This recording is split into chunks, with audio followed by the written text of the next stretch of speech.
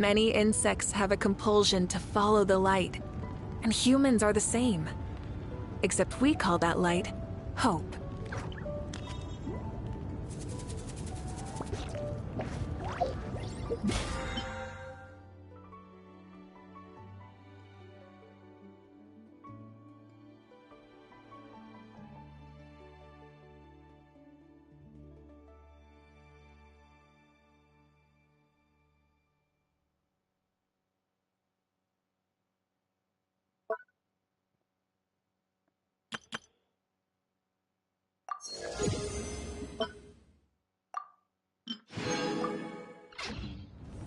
One, two, 1, 2.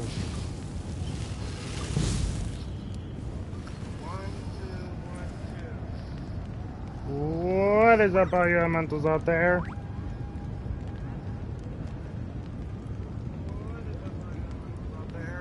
This is Remnant Elementor.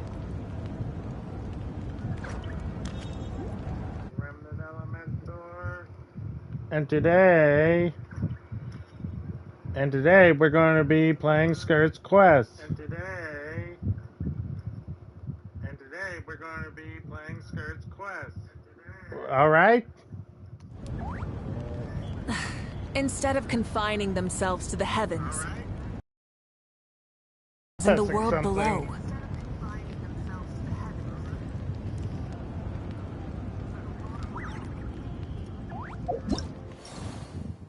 Alright, let's do this.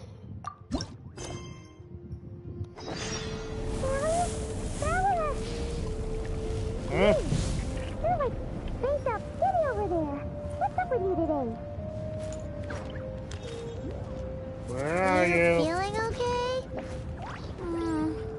We've been traveling all over lately, so maybe you've come down with something. That's it. We're getting Baiju to check you over. Alright. To Boo Boo Pharmacy. It's been a while.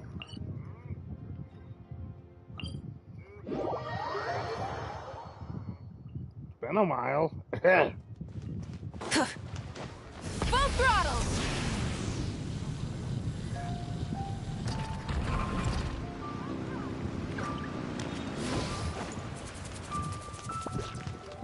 Oh. Baiju isn't in his shop. Oh, Yeah. you're looking for Dr. Baiju. He's resting today, but he said to send any patients to the back room. Alright. Ah, okay. Thanks. We'll head on through.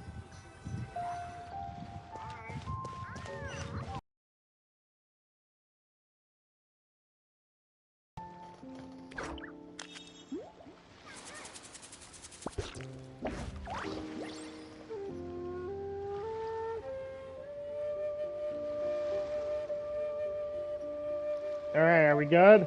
Exploration and trials. Adventuring is right up my alley.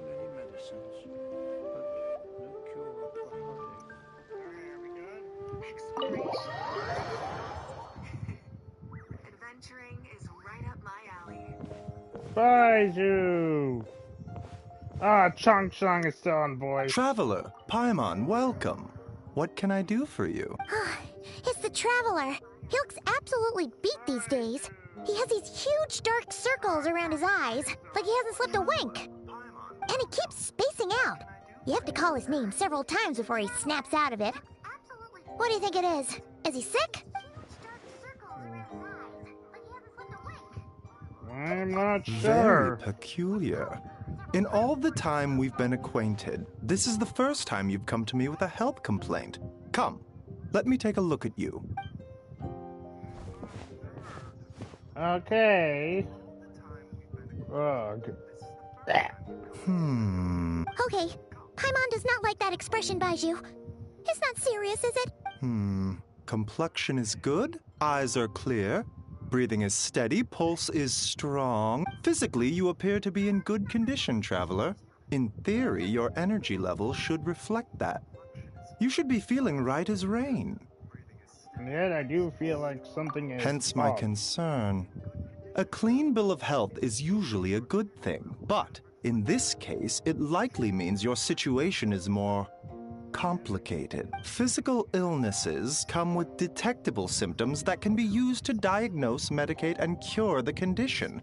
But afflictions of a non-physical nature, they fall outside a doctor's realm of expertise. Wow. Huh? What do you mean, non-physical nature? Curses, Mental. dark magic, it's hard to say. It could just as easily be a simple case of mental fatigue. Yep. Why don't you rest here for a bit? Whatever it is we're dealing with, clues to your condition are sure to reveal themselves in time. Once we know the root cause, we can administer the right treatment. Awesome. Thank you, Baiju. You're the best.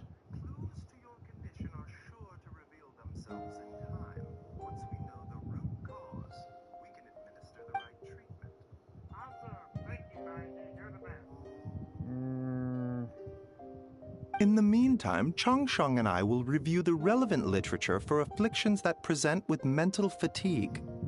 Alright.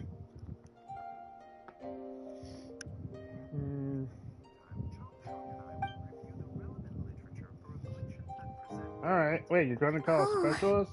Must be a rare condition if not even Baiju and Changsheng have seen it before. Well, to be fair. All we can do is take their advice. You look like you're about to collapse anyway. Oh yeah, I've been feeling like that for the past few days. Get some rest. Paimon will be right here by your side. Fingers crossed you'll be all better when you wake up.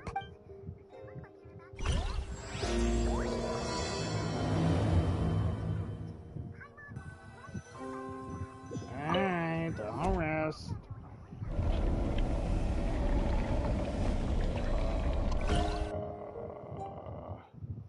That does not look good. Wait, I don't like this place.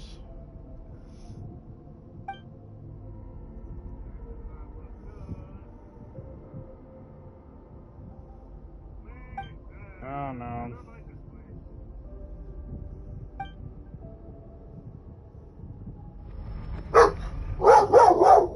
Sorry about the dog.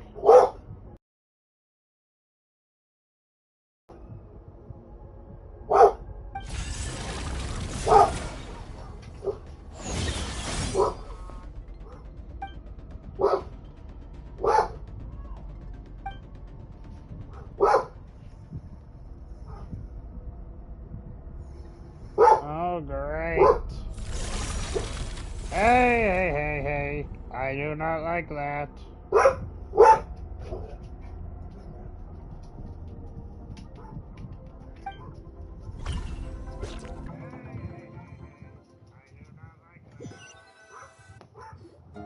Traveler! Rise and shine. Time to wake up. For once, you're making Paimon look like an early riser. It's already afternoon. Hopefully all that sleep did you some good. Feeling any better? A cut? What? Did you scratch yourself in your sleep? All right, let Paimon take a look.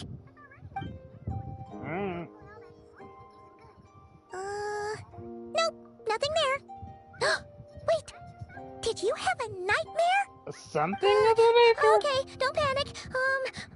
Paimon heard that dreams tell us what we need by showing us the opposite. So, if you had a nightmare, maybe all you need is something to cheer you up. Come on, Paimon will treat you to something yummy. Paimon, you're so nice.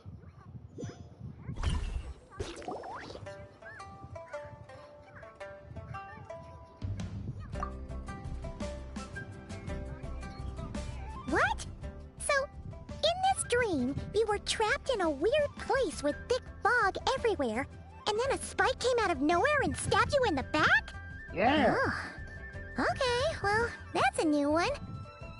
Are you sure it was a dream? Because from the way you describe it, it sounds like you were really there. But then again, you woke up right where you went to bed. And you were definitely in a deep sleep this morning. That was very Then lifelike. it's decided. Paimon will stay up and watch over you tonight. If anyone tries to mess with you, Paimon will beat him up. Well, we know one person who can see in the dreams. Mahina! I'll wake you up first, and then we can beat him up together.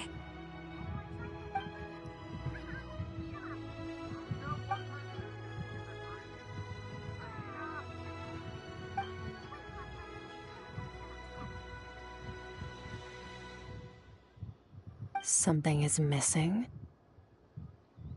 Wait, who? Did you just say something? You heard The that flesh too? remains whole, but the soul is incomplete. Left Oh, unresolved, hello. the mind will wither away along with it. Hey there. Ah! What the? Wait! Paimon remembers you! Your child's master! Skirk? Right! What are you doing here? The last time we saw you was at the Primordial Sea in Fontaine, right?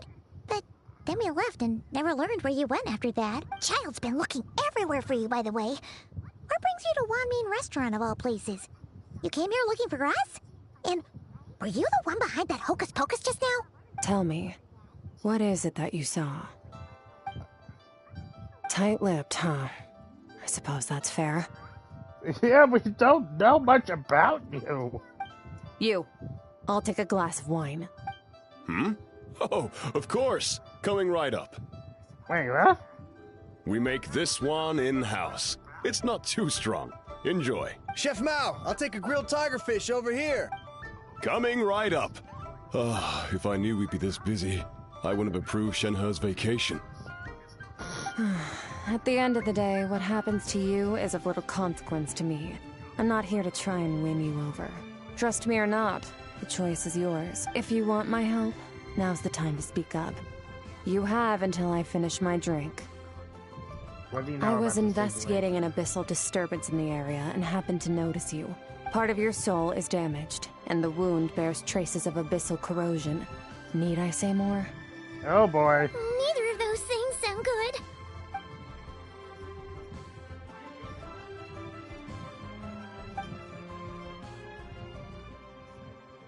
Well, should we trust her? She mentioned an abyssal disturbance.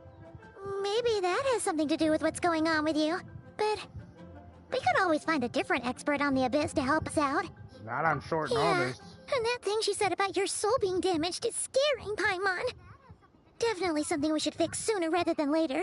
Yeah. Different expert on the abyss to help us out. Not on short notice. And that thing she said about your soul being damaged is scary. Skirk's an interesting one, that's for sure. But from what Childs told us, she doesn't seem evil, at least. We can trust her. 1, 2, 7, 10. That'll do. Whoa. Well, have you made up your mind? Why is on the dark space child?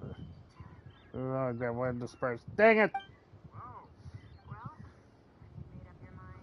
So that's all we know, Miss Skirk.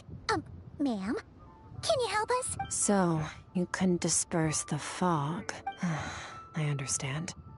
Come find me in the Guili Plains when you're done here. Oh, and I left cash for the drink on the table. Settle the bill for me, will you? Oh, okay. Huh? She disappeared. She's good at that. Wait, hold on. You overpaid. Here's your change. Oh, no. This includes the drink, so it should be the right amount. I didn't think you two ordered a drink. We didn't. It was that lady who came and sat with us, remember? You brought it out to her yourself. You sure? I could have sworn there were What only the- two of you at that table. What the hell? What? What'd you put in their dish, Chef Mao? Some kind of hallucinogenic mushroom? You got them seeing things. Seeing things? Wait, so neither of you noticed her? Young lady? About this tall? Wearing a purple dress? She ordered a glass of wine. Oh, now you mention it, that vaguely rings a bell. And it looks like I did open the wine jar, so it must have just slipped my mind. In any case, that settles your bill. Come again She soon. can choose whether she'd be remembered or not. Check, please. Coming! Okay, what was going on there? It's like they didn't remember Skirk being there at all. Even Paimon was half convinced we hallucinated the whole thing. But that Mora she left for us was definitely real. Oh, this whole situation is giving Paimon the creeps. But anyway, she told us to head to the Guili Plains, right? let's not keep her waiting. Let's go.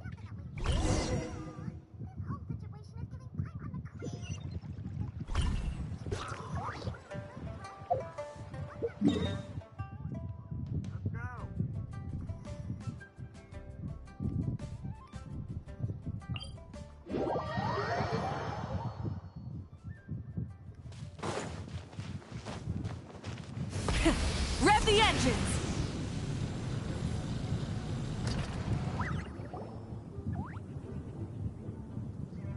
Oh boy, Whoa, Rift Hounds. what are all these Rift Hounds doing here? Huh, looks like they're collecting something. Oh, well, let's go check it out. Alright. Not now, don't be scared. Get out of here! Out of the way! I'm going in!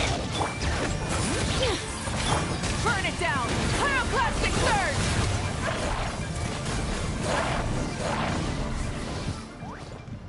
Jeez. So, this is what they were collecting. It looks kinda like... yeah... What is going on here? From the moment they are born, all beings with great power have an impact on this world. Even if their body is sundered and their soul extinguished, their influence remains. Whoa, okay. That was too cool. Gods are the most common example of that. The remnants of gods who fell thousands of years ago remain buried deep within the earth, carrying within them a warped will and a dark curse. Together, these remnants form what you call god remains, and it appears that some of those sealed here were dug up and removed. There are traces left, but they're fading fast. Ugh. What are you doing? Nothing! Just wanted to make sure you were... real? She's definitely not a ghost traveler. Paimon poked her, and she's solid. Your life hangs in the balance, and that's what you're fixated on? Strange set of priorities. Trust me, our life has been in the balance multiple times. It just becomes commonplace. It was just a trick to avoid being perceived. If someone notices me, those memories are erased. Simple as that. Unlike you, I have no desire to establish a connection with the world. The weak and the lowly have no right to remember me. They're lucky they only have a few missing memories to show for it. Now, can we please get back on track? Okay. Okay. Where were we? Right. The god remains. So, basically, there's now less of them here than there used to be, right? Isn't that a good thing? In our experience, god remains are 100% bad news. A lot of terrible things have happened because of them. Maybe it's a good thing by human standards, but power doesn't come from nothing, and it doesn't just disappear for no reason. The remains aren't just gone. They were taken. Very clever, Traveler. You aren't the only one who had something taken from you. There are victims like you everywhere. The only difference being, you can speak, and the remains cannot. So it went unnoticed. Something similar happened in Sumeru. Within the span of one night, countless consecrated beasts were slaughtered, and a large amount of the god remains buried in the desert went missing. Oh boy. Of course, god remains are just one of the targets. The culprit is chipping away at sources of power all over this world, including the Stella Fortuna above. Wait, you mean... the star? Mm-hmm. 42 of them have died out in the past few months alone. In Conria, people believed that powerful individuals have corresponding Stella Fortuna. Even should that individual fall, their Stella Fortuna would not disappear, but gradually evolve into a new constellation. That's Yet concerning. now, stars are disappearing from the skies entirely, and it's not hard to deduce what's happening to the power they contain. Something has been leeching power from this world, like a parasite steals nutrients from a host. And now, it's no longer satisfied with the remains of the dead. It wants you. This time, it only took a fragment of your soul. But next time, there's no telling how far it could go. No one knows. All I know for certain is this. Getting back what you lost will not be easy. Considering how much power this entity has stolen, it must be a god-level being by now at least. But that's not the real concern. Souls are fragile things, and yours could easily be crushed if you go up against it. Yeah. So you're gonna help us, right? We're going to help each other. You are my ticket to uncovering this thing's true identity. Well, great! You seem super strong and you know a lot about the Abyss, so Paimon will take it. Don't Thank get you. all mushy on me. All I'm doing is helping you get back to normal after a sudden crisis. Yeah. And I should warn you, getting mixed up with me can have unforeseen consequences. We're on very different journeys. You don't want to be in my debt, trust me. Okay. You help me uncover the truth behind this entity, and I'll help you recover what you lost. This is a transaction, that's all. You would do well to remember that. Now, come along. Therapy. Yeesh! You'd think she'd be a little friendlier since she's agreed to help us. But nope, she's just like when we met her in the primordial sea. So cold. Well, whatever. If that's how it's gonna be, then she doesn't deserve our friendship. What she does deserve is a super embarrassing nickname. Paimon's got it. Frosty the Lavender Melon. Serves that ice queen right. You can call her that, Paimon. I don't want to get on her bad side. Anyway, the important thing is that we get that piece of your soul back. So, let's follow her and see what sort of plan she's got. Yeah, I am not dealing with someone who considers the all-devouring narwhal a pet.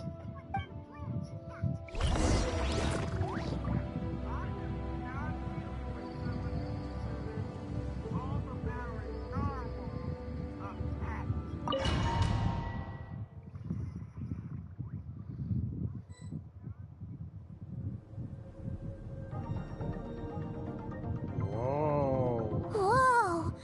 This place is way bigger than Paimon expected. Where are we? This is where I live. I suppose it's the closest thing I have to a home here. It is. I brought you here because time flows differently in this place. I don't know how much Ajax has told you, but when he fell into this space, I mentored him for 3 months.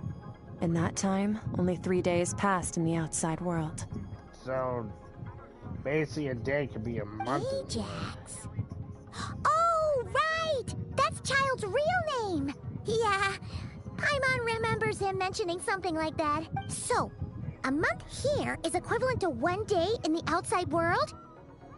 That should mean we're safe from that power-hungry soul snatcher for now, right? Yes, well, I didn't bring you here just to show you around. In the outside world, the Traveler could be attacked at any moment. But coming here has bought us quite a bit of time. Now, we just need to figure out how to investigate that place you saw. The one full of fog. Both your Okay. description and the abyssal disturbance I felt point to that space having some connection to the Abyss. It could even be a domain similar to this one. The thief who stole that fragment of your soul is hiding there. But the Abyss is a chaotic and turbulent place. If we want to pinpoint their location, we need to see what that space looks like without the fog. Abyssal power can grant a special form of sight. Have you ever wielded abyssal power before? No. Okay. Do you plan to learn? Kind of an That odd tracks. All the information you have suggests the Abyss is something sinister. And that abyssal power is a wild and dangerous force that always spells disaster. Yeah. And you're saying that's not true? Depends on your perspective. Floods and hurricanes take countless lives too. But if one day you gain the power to control them, what was once a calamity is now just another tool in your arsenal. I'll respect your opinion, though. Just means we have to turn to the second best option. Wait, A little what? abyss crystal that contains my power. Wear it on your head, and we'll be able to perform dream mirroring when we fall asleep. Dream mirroring? It means experiencing whatever the other person is dreaming. Everything they see, think, and feel. Since you haven't studied the art of using abyssal power, and have no plans to jump in the deep end right now, I'll have to do the investigating for you. Yeah. With dream mirroring, every time you slip into a deep sleep, I'll see with my own eyes whatever scene plays out in your mind. Then, I can guide you through the dream environment, and we'll take back what was stolen from... Huh. You make it sound so simple. Tough to say. This is an unprecedented situation for both of us. Even assuming we do manage to find where this entity is hiding. Like I said, getting your soul fragment back won't be easy.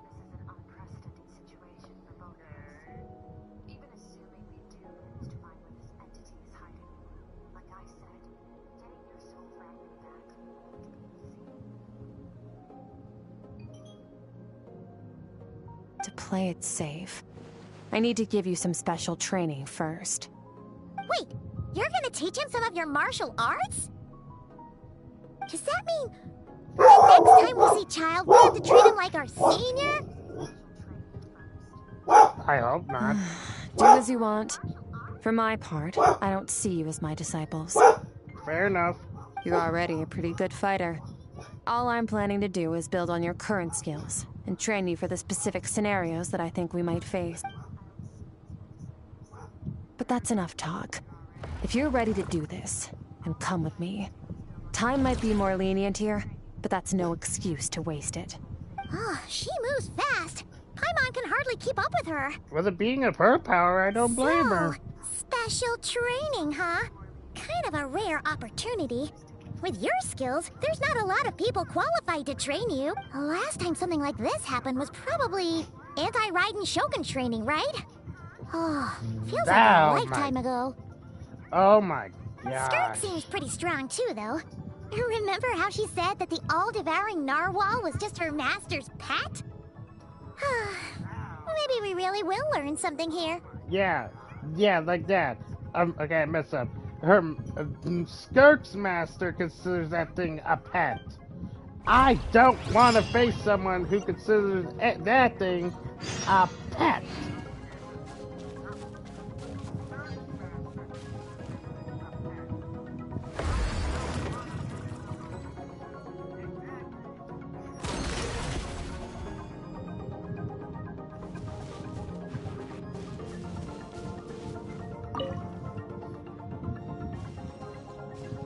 Ready? Bring it on! Your training will be split into 3 stages. Testing your blade work, elemental abilities, and reasoning skills. We'll start with blade work. You're no rookie in this area, so I won't bore you with the basics. During your long journey, you've no doubt sparred with a lot of talented sword fighters. Consciously or not, you will have picked up all kinds of techniques from them. You bet! There's Kaya, Master Jean, Kuching... Oh, Yep, and Kazuha, yep, Ayaka. Yeah, we've met sword masters like you in every nation we've been through. You sparred with a bunch of them too, right? Nice to know it's all gonna come in handy now. Don't get too smug. In sword fighting, techniques alone are not enough. You need a cohesive system to bring it all together. A style or school of fighting. To use the human body as an analogy, your style is your skeleton, the foundation, the framework. Techniques are the muscles and other flesh attached to the bones. This is where your strength comes from. Improving your sword fighting is like growing that body. If your frame got bigger and taller, but you didn't add any muscle mass, you'd be weak and flimsy. Then again, you'd end up bloated and unwieldy. You need to do some introspection. Take a good, hard look at your past experiences and figure out which parts of what you've learned are just techniques, and which parts can be used to form your own system of blade work. Only then will you get the full utility out of all your thoughts and perfect sense. Wait, is that it? Paimon thought you were gonna teach him some cool new moves.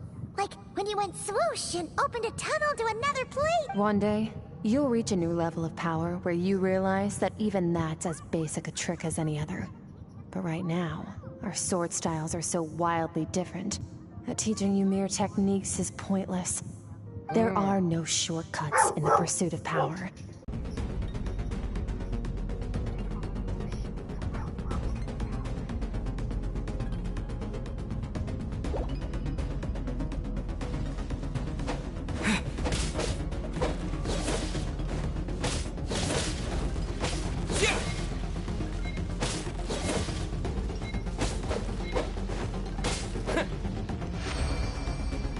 Alright.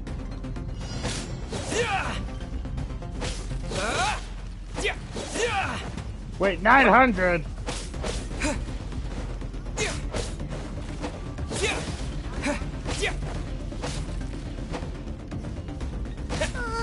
This is making Paimon's head spin. Hang in there, traveler!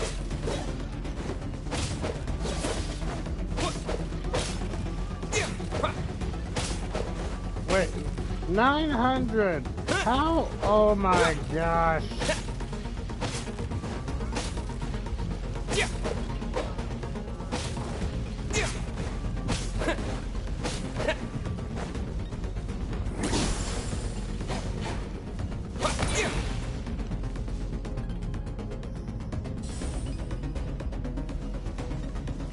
Oh my gosh. I actually... Whoa.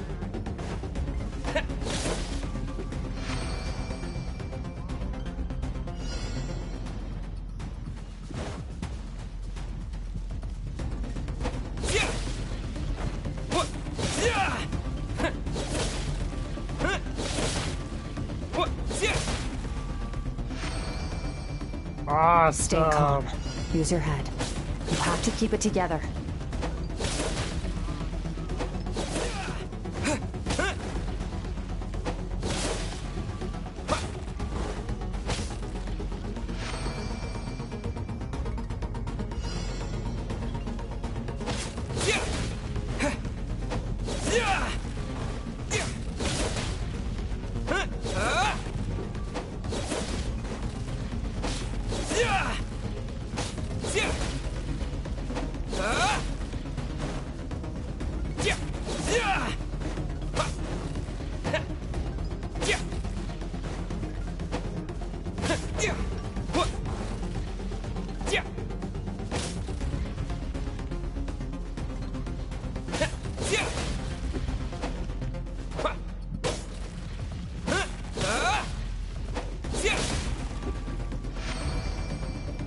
Awesome.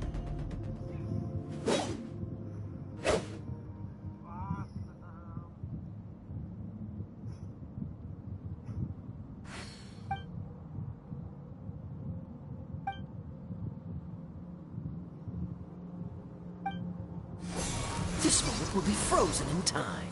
Cut to the chase.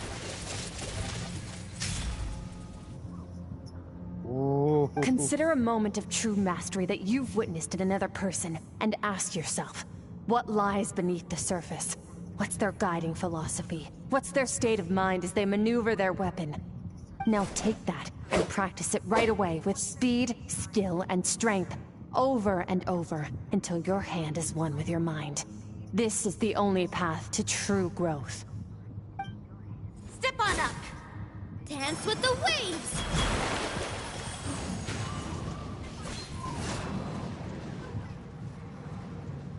Awesome.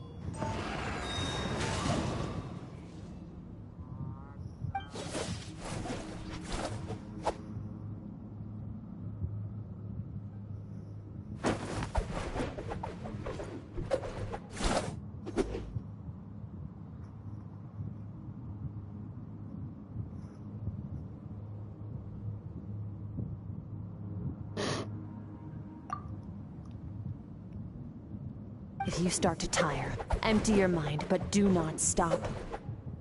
Stay in that frame of mind as you keep up the fight. Get rid of all redundant movements. Imagine your sword is an extension of your own body. Wield it just as you wield your arms, hands, and fingers. 'Twas on a deserted, moonlit night that the hero approached the vile dragon's limpid lair. Ring cutter! Feathers fleeting wet, the white heron treads water, a sight without flaw. Master of Inazuma Kamisato art Tachijutsu.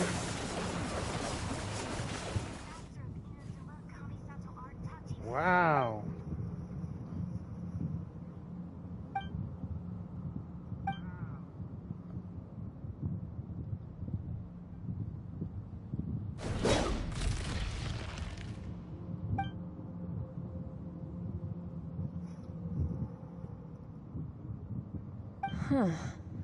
Looks like you've made some real progress.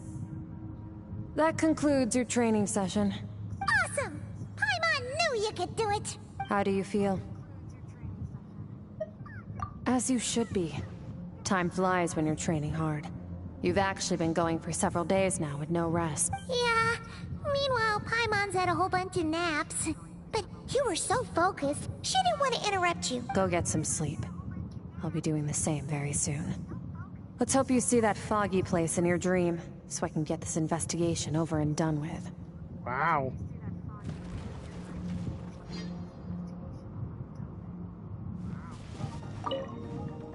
Sometimes, you have to practice a single movement 1 million, maybe 10 million times, before the breakthrough moment comes.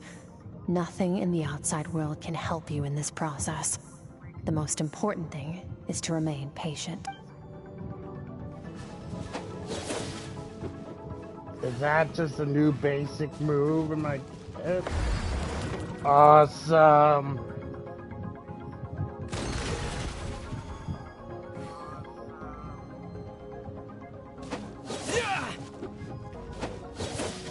Ah, no. Dang.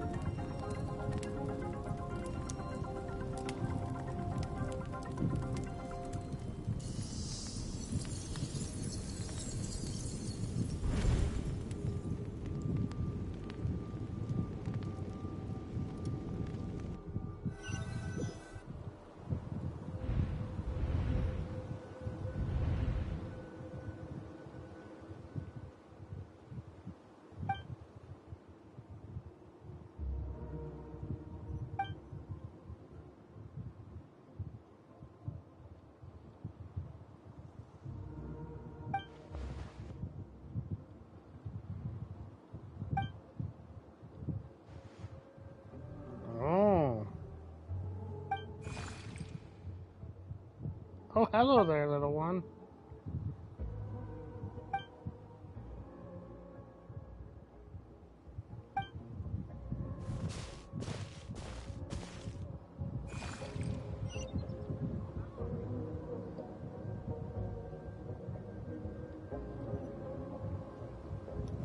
Alrighty, I'll follow.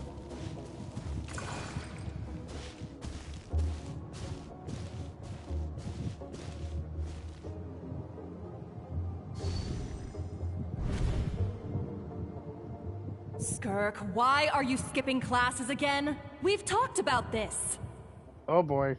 'Cause he's a crabby old man, and he's a boring old man. I don't like going to his classes. Excuse me. You shouldn't talk about your teacher like that. It's very disrespectful. All right, let's not get into a big fight about this. Skirk's learned what she needs. There's no point forcing her to sit through more classes if she doesn't want to be there. But I'd still love to hear about what you got up to yesterday. Why don't you tell your dad all about it? I went diving, and I saw this huge fish. I never knew they could get that big. It looked kind of dumb, though, with that stupid big fat head. I tried to shake its fin, but it just spat water at me. Oh, and today, I'm gonna go to that prairie up north. There's supposed to be this giant bird there that can spit fire. I bet if I climbed on its back, it could fly me all the way to the star. Then I suppose your old dad should get one as a pet too. Otherwise, how are you gonna hear me call you for dinner up there in the stars? When it's time to eat, I'll come back on my own, Zilly. Anyway, gotta go. Bye, Mom. Bye, Dad. Aww. Wait! Put on a coat at least. You'll catch a cold. I'm talking to you, young lady. You spoil that child, you know. Ever since that merchant ship arrived, she practically lives outside. Always going on about exploring the beyond one day, whatever that means. Ah, let the kid do what makes her happy. Besides, we both know you're all bark and no bite. Come on, our little adventurer is gonna be hungry when she gets back. Let's get started on dinner.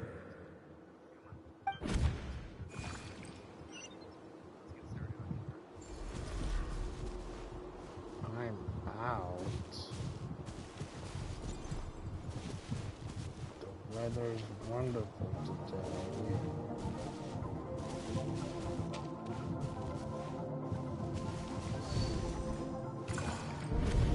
The stars shimmer high above. But what lies beyond the stars? Oh, wow. Mountains as far as the eye can see? An endless snowy plain? Or maybe buildings taller than the sky, like the people from the merchant ship said? I can't be the only one asking these questions. The universe is fascinating. If only I could meet some other people like me.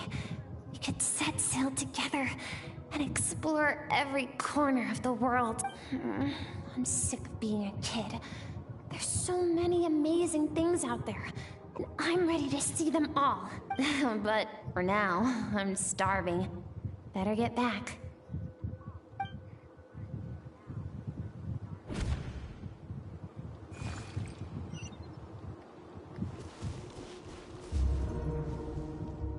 Huh? What's over there?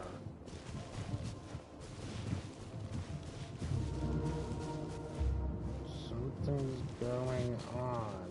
I do not like this. Yep. Don't let a single one of them get away! No, please, spare Why? the children! Stay back! They're coming! Run! Help! What the heck? Eliminate the threat. Take them down. Don't be scared. This way! We'll never make it! Fire. There's fire everywhere. What happened? I told you we shouldn't have trusted these outsiders!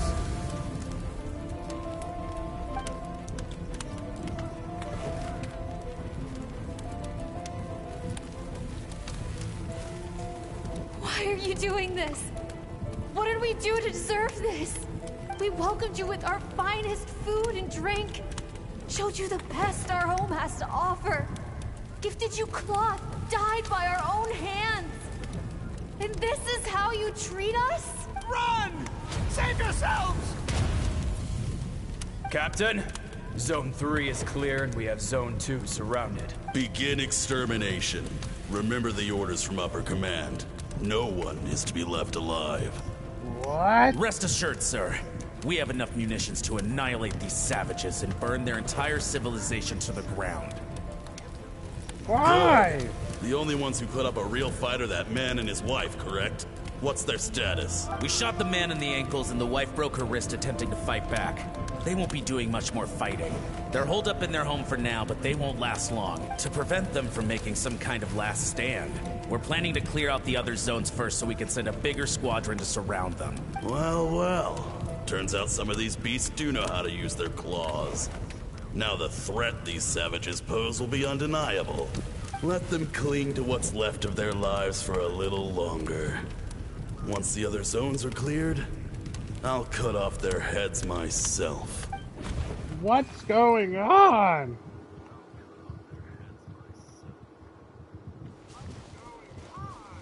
Feels like something's burning. What's going on?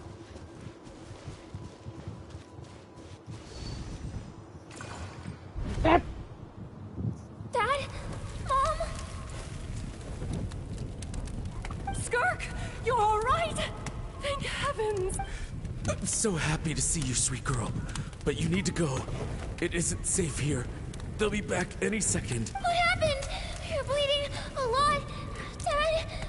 Mom?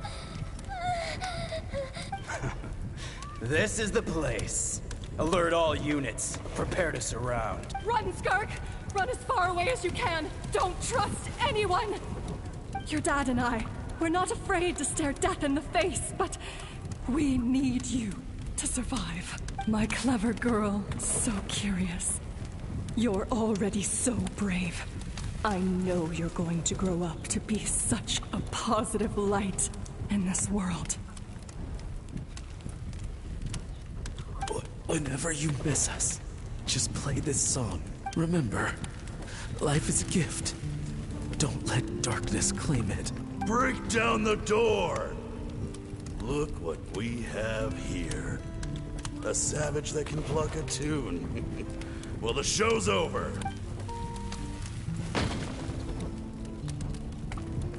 You! Stop singing!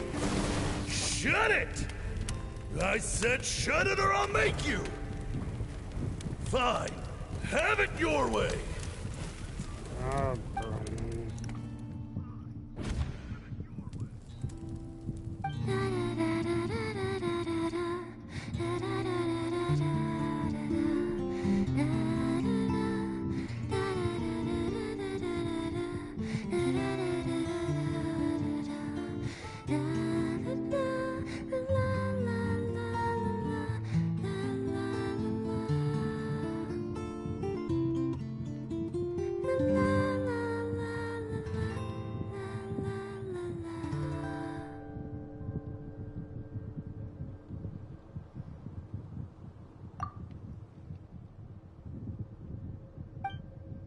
Oh, you're awake.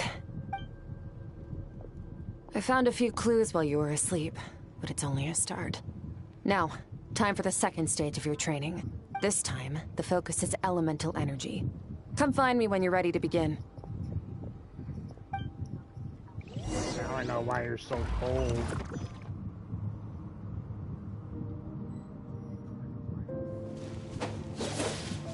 Okay, so it's only in here that I get the base done. Okay. Man, staying in the abyss feels so surreal, don't you think? No day and no night. It's like time hardly exists.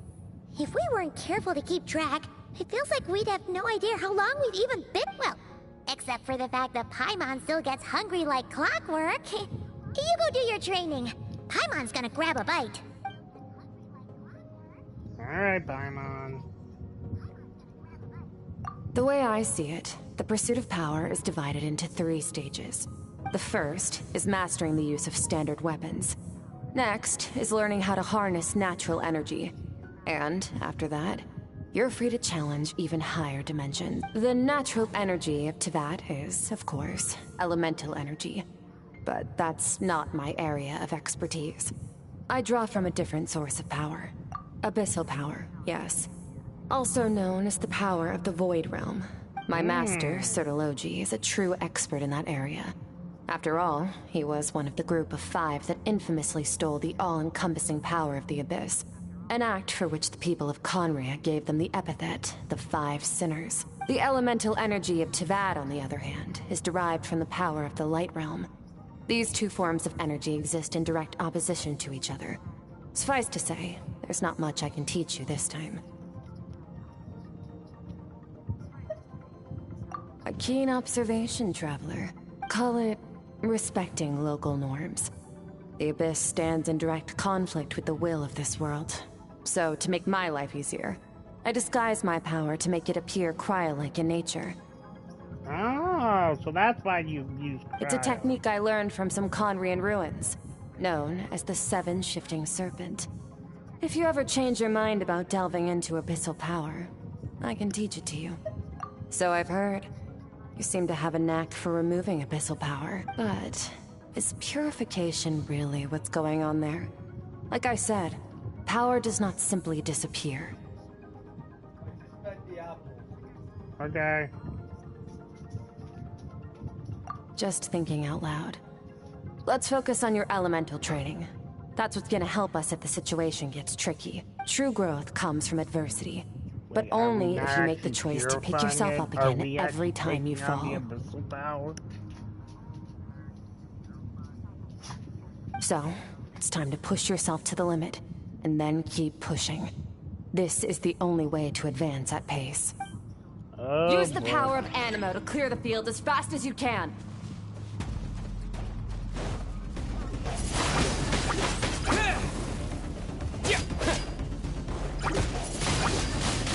Windblade!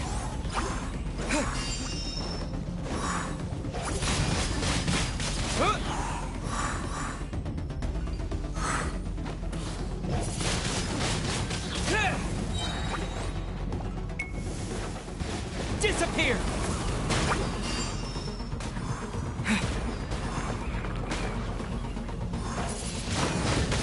Windblade! Observe your surroundings. Look for things you can use to tilt the scales of success in your favor.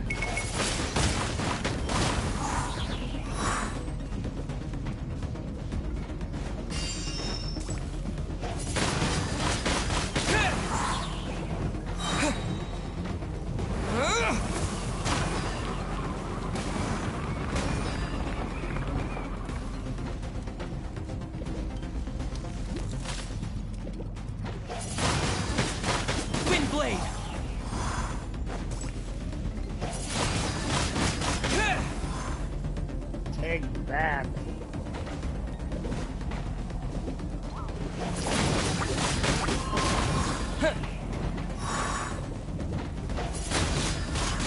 Windblade!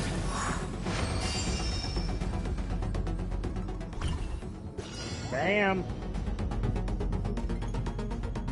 Use the power of Hydro to destroy the spikes.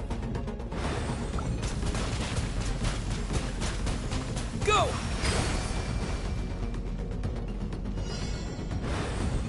Faster. Don't give them a chance to strike you. You need to be quicker than you were in your dream. You can't afford another injury like that. There.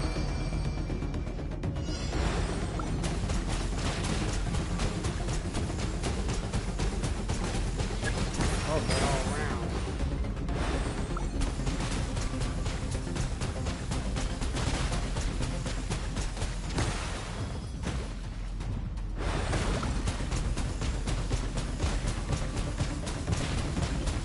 Water jet!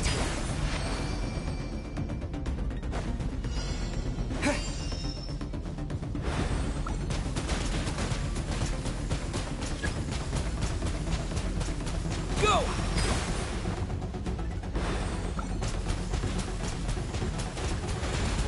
Water jet!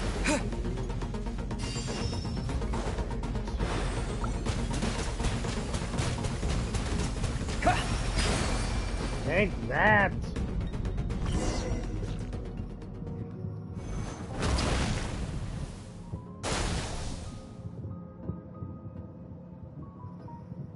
Yeah, You need I to went understand what makes you special. The ability to wield elemental energy without a vision and switch between the elements at will. It means your aspirations need no approval from the gods. Your power is not bound by the rules of this world, so be bold. Do not be afraid to chart your own path. Symbol as lightning, flourishing like force.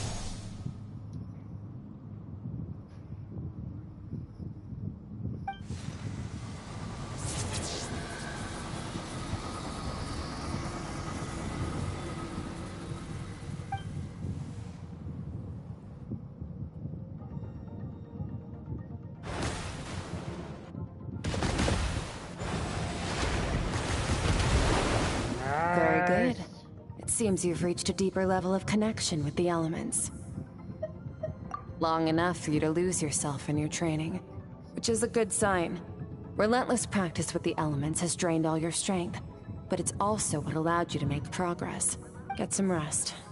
When you wake up, we'll proceed to the final stage of your training. Awesome. So yeah, we've been here like for a few days, so it could have been just like hours.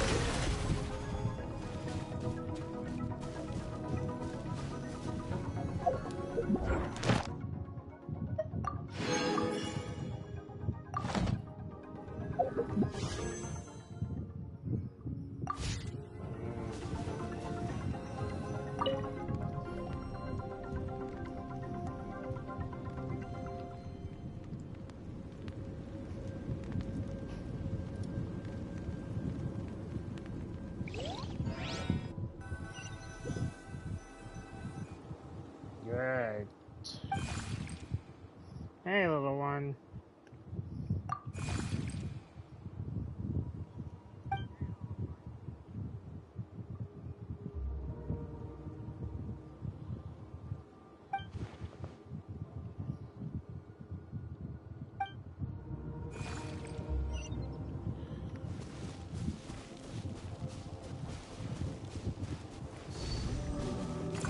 Oh boy. What is the secret to power? Longing, hatred, self-preservation. No, it is fear. The fear of losing those you love. The fear of watching your home burn. Fear of loneliness. Fear of death. Fear is the source of evolution. It forces humanity to adapt to their environment and overcome hardship. It is in the process of prevailing over our fears that we surpassed first ourselves and then the rest of the world. That fear is now part of you. It calls on you to evolve. And it is time to answer. Wow. Ow, it hurts. Daddy, mommy. Poor Skirk. Any minute spent missing home is a minute wasted. Practice your sword work instead. Do not make me tell you twice. But, Master, I can barely lift the sword anymore. If I keep going, I feel like my wrist is going to break. So it has not broken yet. Then pick up your sword and keep practicing until it breaks. I want to hear the cracking and splintering of bone. After all, bones can always be reset. Not always.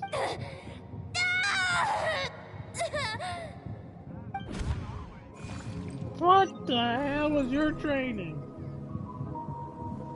I can't breathe. Everything's gone black.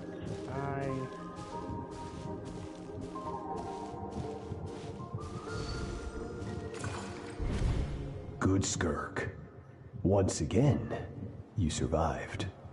How do you feel? Cold and pain. These are signs that you are adapting to the abyss. Each time the flesh is torn and the spirit crushed, each time you claw back from the brink of death, you become stronger. I now understand why these people sought to destroy your homeland. Your potential goes beyond even what I could have anticipated. But you still have much to learn in your pursuit of strength. Your mind is rife with distractions.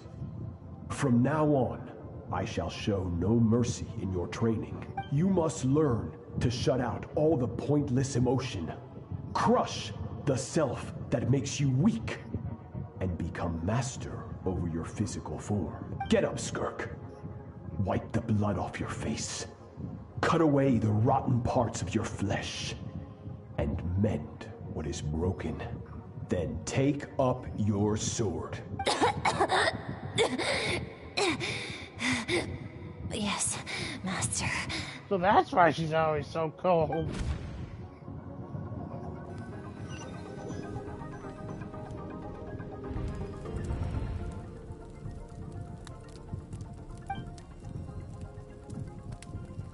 You're up! Hopefully you got some good rest. Skirk said to tell you that she's ready to start the final stage of your training whenever you are. So, wanna head over now? Or did you want to wait a little?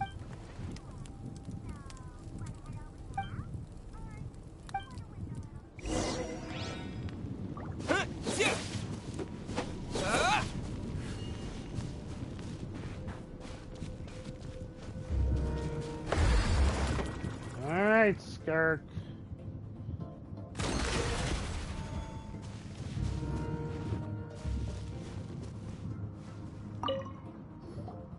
From your training so far, you have gained a better command of the sword, and more control over your elemental abilities.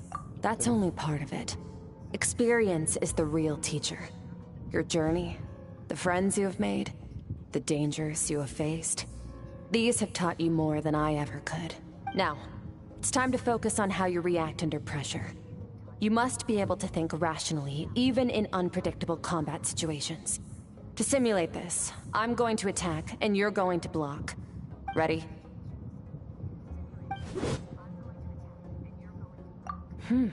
Not bad. That defensive stance looks near unbreakable, just like your sister. Huh, that reminds me.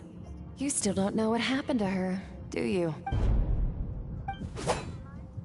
Oh, okay. Okay. Hey, no fair! That's cheating! You think every opponent has the same moral code as you? You can denounce their deplorable methods all you want, but only if you live to tell the tale. The dead don't get to complain. Strong emotions will always arise in combat. Anxiety, anger, fear. But a true warrior is never at their whim. Only when you are free from the influence of emotion can you make the right choice, no matter the situation. How amusing. Almost sounds like you think you know me. Your dreams. But you don't. You can choose your own path. We are not the same. Over emotion. Make the most rational and advantageous decision in any given moment. This is your final training session. Look alive. Same drill as before, but this time I'm going to interfere. Hold your focus.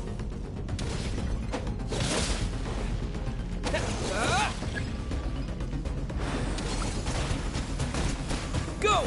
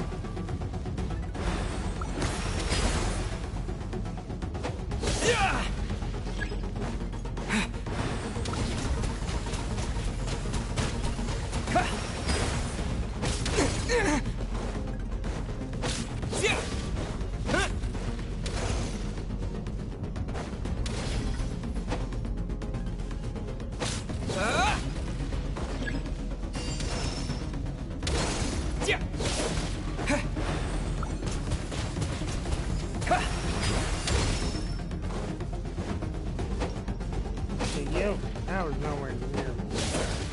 Not bad. Better than I expected.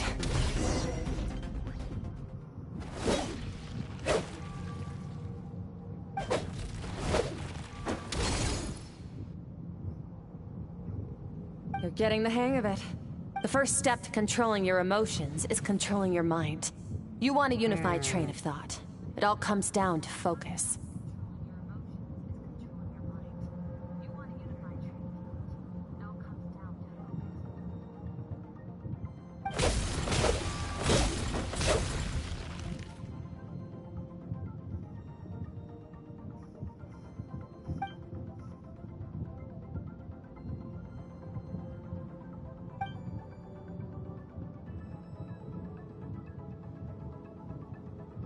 Your mind is rife with distractions. From now on, I shall show no mercy in your training. You must learn to shut out all the pointless emotion. Crush the self that makes you weak, and become master over your physical form.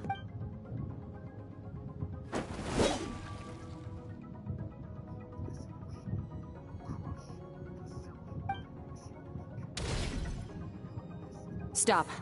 Let's pause here. One look, and I can tell your mind has wandered. That's to be expected. There's a limit to how long a human being can concentrate on one thing. Staying calm and focused sounds simple in theory, but in practice, it's more demanding than sword work or elemental abilities. Thank you.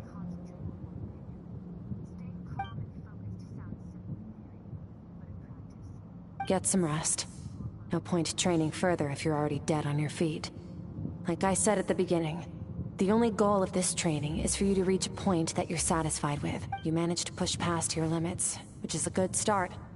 You can be proud of that, and sleep well knowing that you've earned it. Warriors will train day and night to perfect their skills. But when the battle comes, their fate may be decided in one mistake, one moment of hesitation. And just like that, all their blood, sweat, and tears were for nothing. You need to push yourself to perfection, or you might not even live to regret it.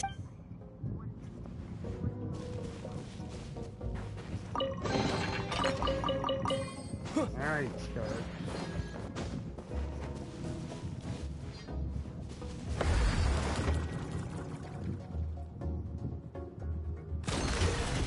Just as much as you're investigating my mindscape, I'm investigating yours.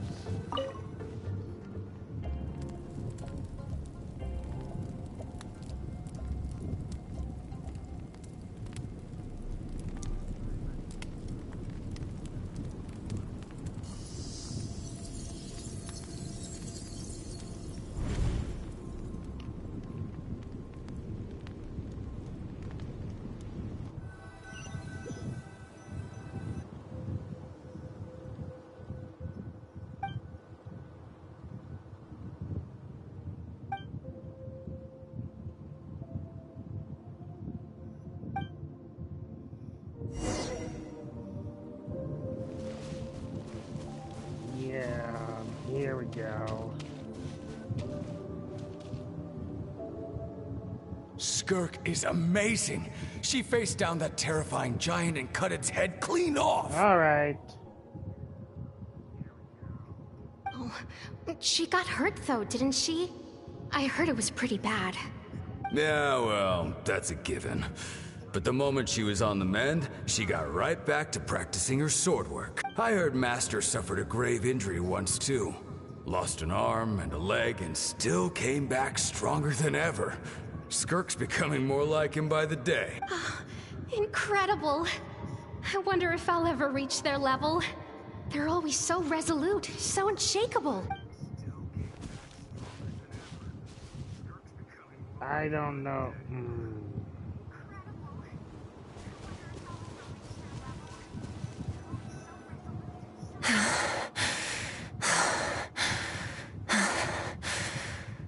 Pathetic. You're not even trying. You're so much weaker than you think.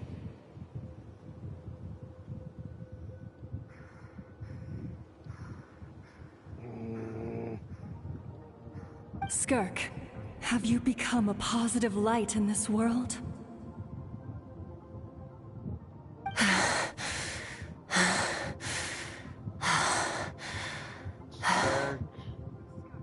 Do you even remember how many of us perished in that fire? How many bodies were left to rot on the scorched earth? Yet you alone live on.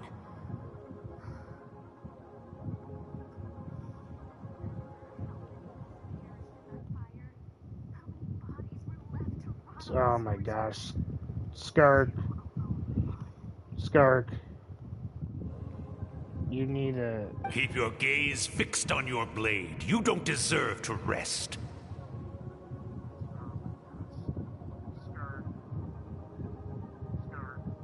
I have so many questions.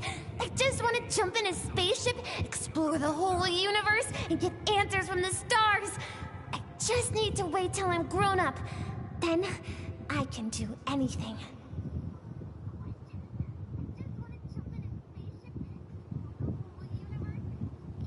You should have that mindset. Now, you must bid farewell to who you were in the past and become someone stronger. Run! Skirk! Run! Only death awaits us here. Keep running, and don't ever look back.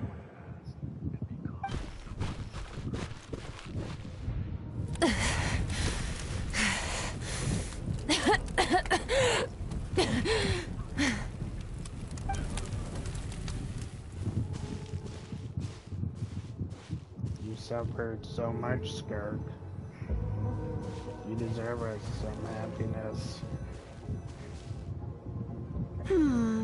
Let's see here. First things first, you need a new identity.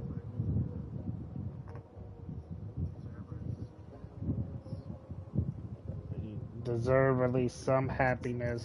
Going around telling people you're from somewhere beyond the stars won't do, now will it? How about saying you hail from beneath the earth instead? Alice. As the Conrian saying goes, venturing out into the universe and down into the abyss are the same in that both are braving the dark unknown. Alice. Well, I'm a visitor on this planet, so I'll follow the rules. Ah, splendid. That saves me quite a bit of trouble. Let me offer you a piece of advice in return, although it might not be what you want to hear. I know the pursuit of strength is important to you, but taking a moment for yourself every once in a while is never a bad idea. Ignore her existence for too long, and there will come a day when you can no longer hear her voice. Alice is telling the truth.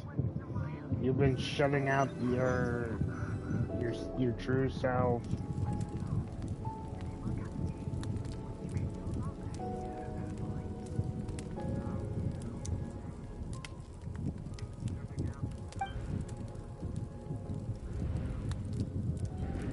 You're awake!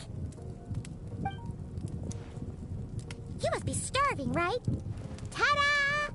A barbecue feast just for you! I'm a little hungry. Of course you are! That's why Skirk and Paimon got this all ready for you. Dig in! Well, if you're around someone long enough, it's bound to happen. Plus, Skirk can cook! So, Paimon decided she can forget the whole Ice Queen thing. Paimon's not one to hold a grudge. Yeah, sure. Here's an idea. Let's save the chit-chat until after the meal. There's something you want to talk about, Skirk? So full. Okay, it's Paimon's turn to sleep now. Wake her up when it's time to go.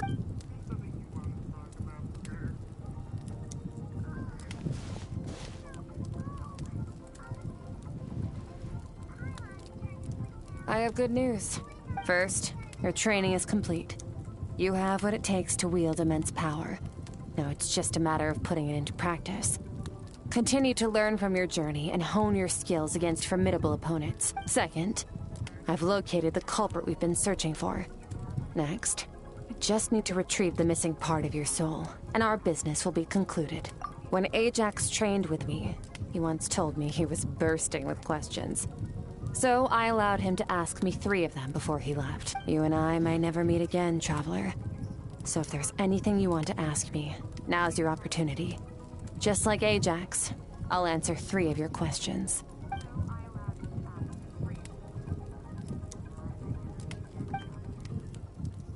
Are you really from Teyvat? Okay, not the angle I was expecting. What makes you ask that?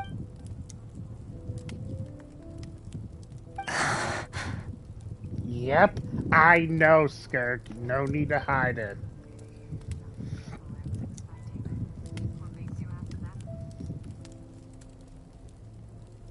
I knew that was a possible side effect. Closed off my mind to you for that exact reason. Well, it didn't work. Even with the dream mirroring, you should have seen nothing but endless darkness. You underestimated me.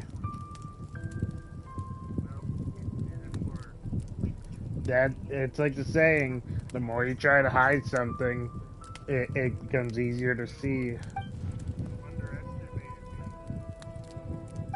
Whatever. Must have been a flaw in my execution. I shouldn't be too surprised. Due to some recent circumstances, my self-control has been lacking as of late. Since you've seen what you've seen, there's no reason to hide the truth. All I ask is that you keep it a secret. No, I'm not from Teyvat.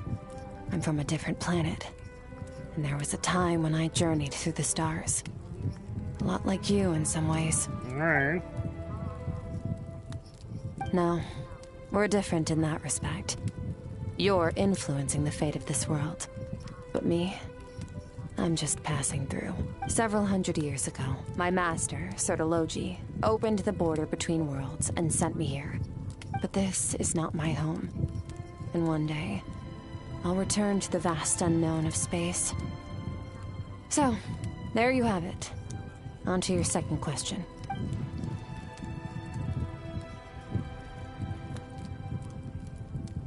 What is your goal? To become stronger. For certain reasons, I need to bridge the power gap between me and my master as quickly as possible. But first, I need to understand the source of his strength. To do that, I need to follow in his footsteps. Walk the path he once walked. And somewhere along the way, I'll find out how to defeat him. That is my sole focus and purpose. There's something else, is there, Skirk? You're not telling me the whole truth.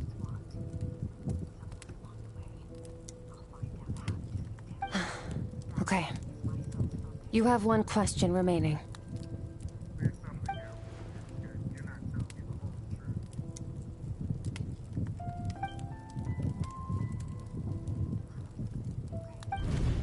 You make it sound so easy.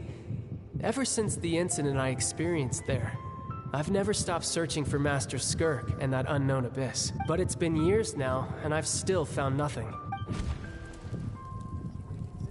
Well, your last question?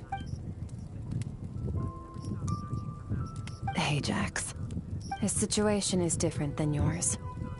Before you ever crossed paths with me, you'd already encountered many formidable people, studied their techniques, and developed your own skill set. Yeah. So, during your training, all I had to do was build upon that foundation. But Ajax was so young when he came to me. A complete blank canvas. Children can't help but imitate their role models. In the long run, that would only hinder his growth. Once Ajax has enough strength in his own right, I will allow us to meet again. Until then, let that motivate him to reach his full potential.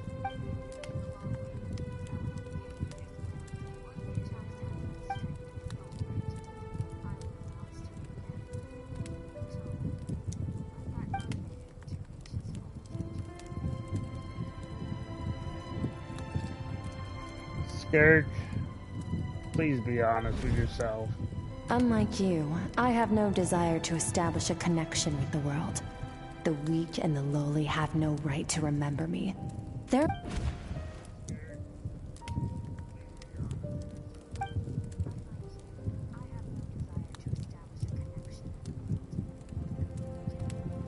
Wake up your companion. Oh, and everything I just told you. Best keep it a secret from her as well. Aww.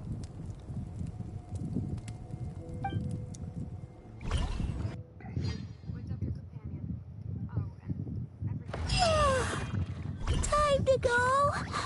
Oh, finally. Where are we headed? Just follow me. I'll open an abyssal rift close to the culprit's location. It will take us to where he's hiding.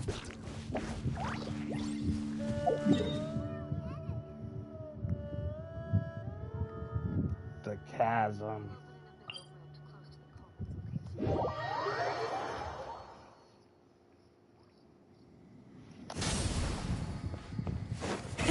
Rev the engines!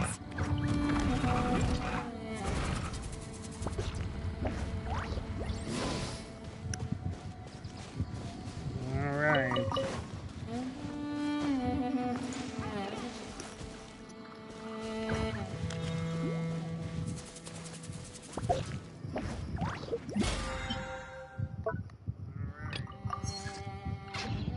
Try and stop me!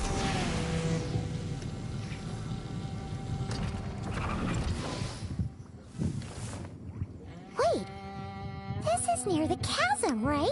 Yes. If we enter from here, we'll be able to reach that place from your dream. You have some experience with abyssal domains by now, but still, this is someone else's territory. Best to proceed with caution. Don't worry, Paimon's an expert at hiding behind other people for safety. Yeah. But, that means you need to stay safe, traveler. All right. Remember your training. Time to put it to use. Let's do this.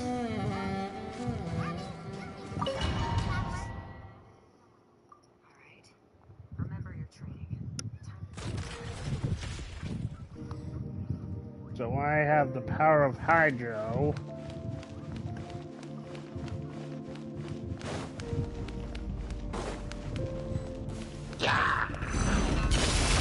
Another star goes out! Feel this!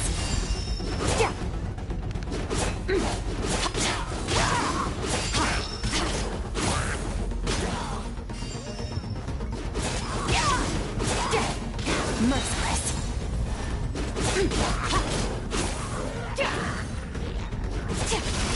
Paradise!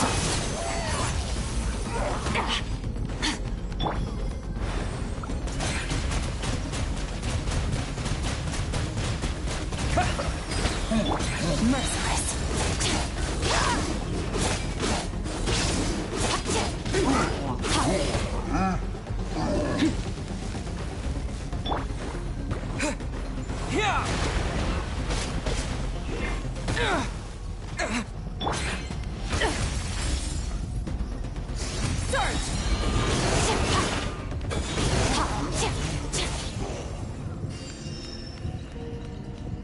Okay.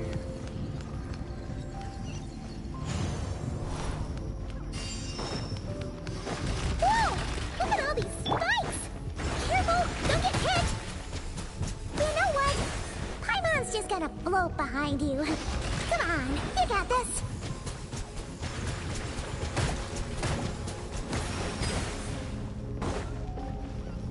Okay. Yeah!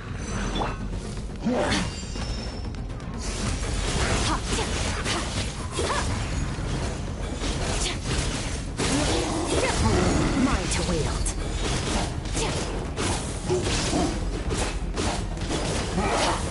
Go! Go! Hey, what are you two doing here?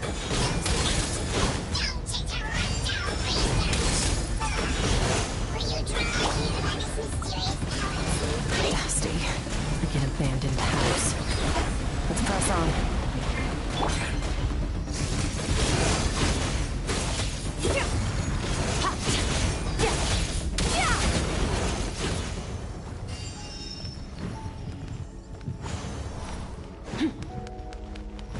Okay.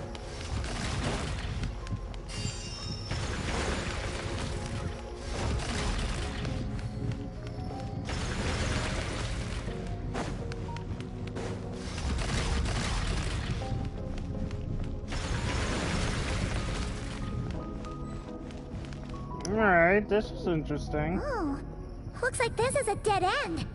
Did we make it to his hiding place? Ugh, this fog is making it impossible to see anything!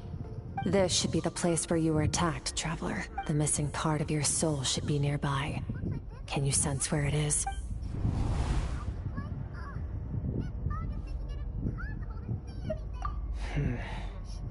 Our opponent must have covered his tracks just in case.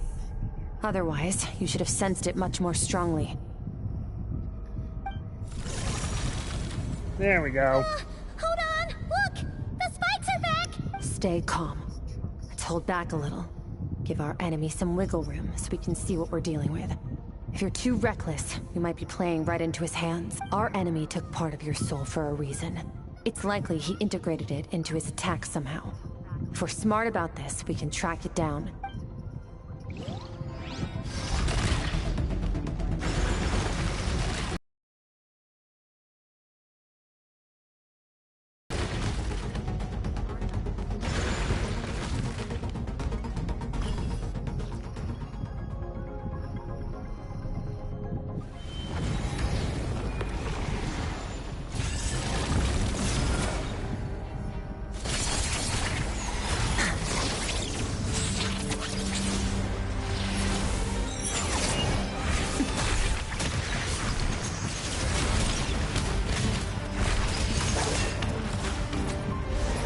From the start, the attacks have been focused on me. Trying to break through my defenses? I see.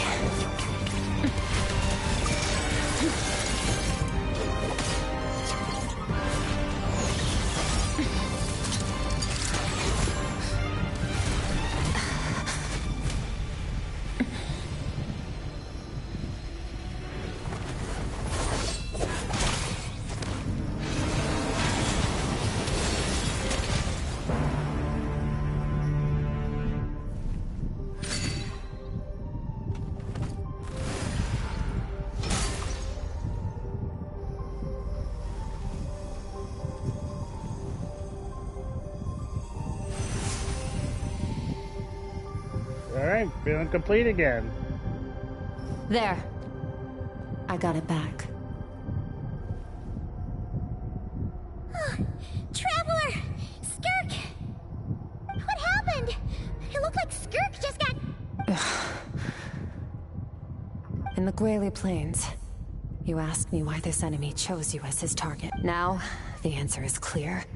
It's not just the fact that your strength is impressive. It's also because of your ability to, as you put it, purify abyssal power, whatever that actually means. The fact is, that ability allowed him to do something that should have been completely impossible. Namely, break through my defenses and steal my power. No, he couldn't have known I'd come to his domain. He only stole your soul fragment because he knew the value of its power. I doubt he expected it to come in handy so soon. Call it fate, if you want. I believe that's the term they use in this world for arbitrary coincidences like this. In any case, it works to our advantage. Once I realized what he was using that power for, it gave me the chance to get back what you lost. I'll cope. Well, done gorging? Good.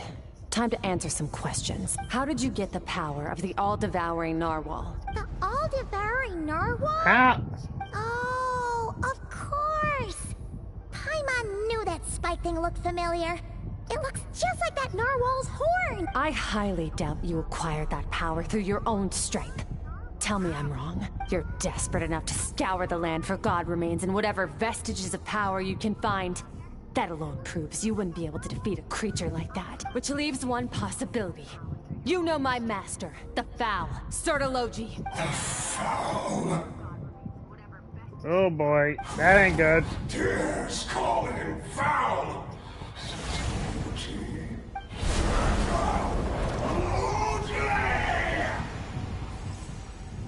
What's wrong? Bit off more power than you can chew? You're struggling to hold a basic conversation. Just a little longer.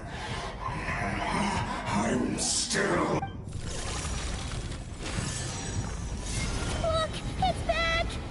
Oh, great. Those obsessed with power will let it devour them before abandoning their pursuit. Keep calm and use reason to decide the best course of action.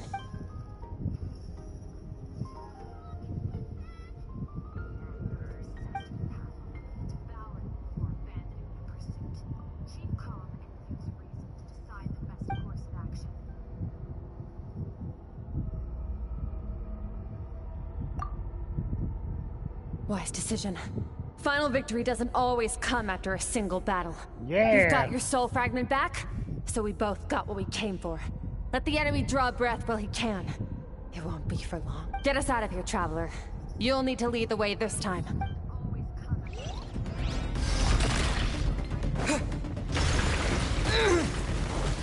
Alright, now. Is your shoulder gonna be okay? The wound is minor. It'll heal in no time. You should focus on getting out of here alive instead. Uh-oh! Falling spikes! Run! Yep, and just gonna ignore everything.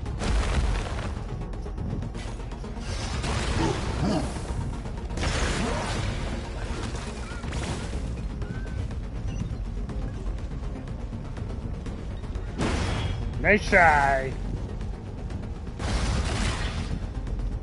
Watch out! Looks like this place is about to collapse! Yep, oh boy. Ah, screw you!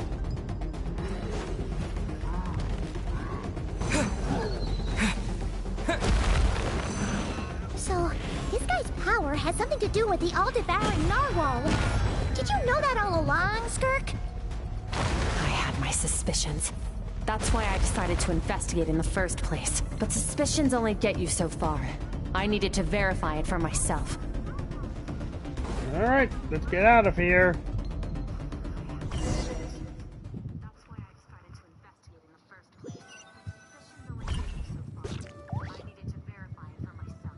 Phew. Oh, we should be safe here, right? I no longer sense his presence. Can't have followed us out of that abyssal domain. Weaklings like him will find that my power is not so easily controlled. He won't be leaving that place until he's managed to digest it. You seem surprised. I suppose that's fair. You've seen but a fraction of what that whale is capable of. That gaping maw could swallow a planet whole. It's called the all-devouring narwhal for a reason. Devouring is what it does best. It can extract power Really? from Oh, anything, boy. dead or alive, as long as it manages to make physical contact. Yeah. When we had our run-in with that thing, Neverlet mentioned that it has an instinct to devour. Your dragon friend recognized the nature of its abilities and used the power of Hydro to protect you. That worked because it was in a satiated state, so it was somewhat less aggressive than usual. It's a different story when it has no more power to feed off of. That's when its true voracious nature kicks in. It could devour everything on the planet in that state, which is why I cast it into that void space. But I hadn't counted on there being anyone left on this planet capable of wielding its power. To me, that says he must have encountered the whale a long time ago. Meaning, he must have known my master. Exactly. It told me everything I needed to know. Hence why I said we both got what we came for. And I believe that brings our transaction to an end. Now that you're whole again, you can get back to your own journey. I'll handle the rest of this situation myself. Yeah, we'll help you. No way! We can't leave now! Something was stolen from you because of us! We have to help you get it back! This isn't my first taste of failure or losing power. When you fall, you get back up again and become stronger. That's how it is. But what if that monster finds you before you're all better? Plus, how are you gonna get home? It's not like you can just go swoosh and open a door to the abyss again. Not without your full strength. So, sticking with us for the time being doesn't sound so bad, does it? Fair enough. Then take this. What is it? A bag of Mora. Nothing in this world is free. I know that much. I'll leave the planning to you. Hurry up and decide where to go. We shouldn't linger. Alright. We should take Skirk somewhere she can rest. But where? Paimon gets the feeling Skirk wouldn't like being around a lot of people. Oh wait! Baiju said we could rest in the back room of the pharmacy, didn't he? Let's head there! He'll know something about Master. I'm sure of it. Next time, I need to be ready. Oh, this. It's a star crystal suit. Abyssal energy is scarce in Tivat. Wearing this helps me access it more freely. It stores concentrated abyssal energy that I can draw from on the go. When the energy runs out, it reverts back to its original form. Fine. It was just a scratch. It'll take time to recover my strength, of course. But adapting to situations like this is nothing new for me. Found somewhere to rest. The Boo Pharmacy.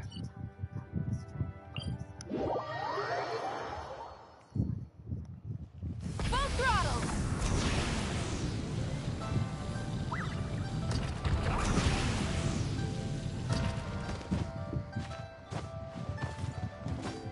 Hip.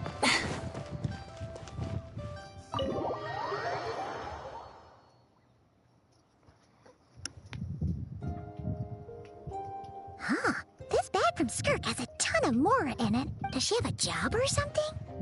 Wait, no. After what we saw at Wamin Restaurant, that seems impossible. Can you imagine? It would go something like... I'll be collecting my paycheck now, boss. Oh, sure thing. Wait, who are you? Have we met?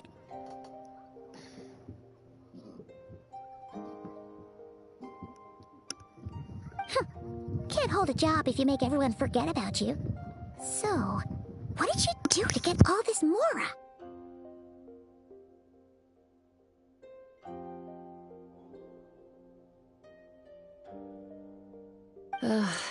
Claimed some buried treasure, took care of a few monsters that were causing trouble.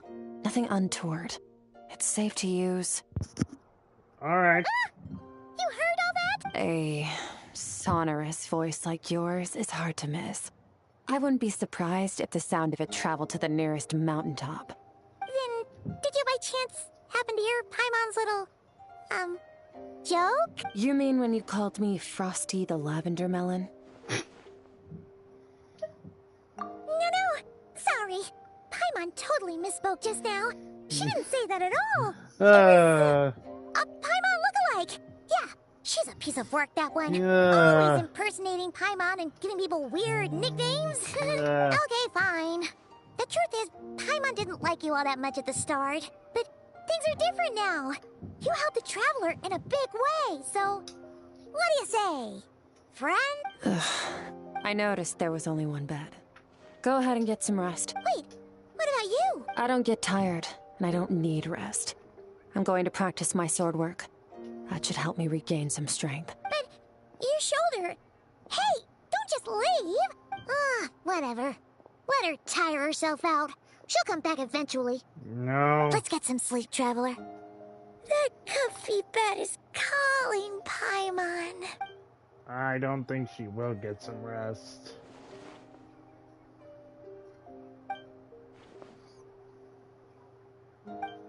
You know for a fact that she will not be tired.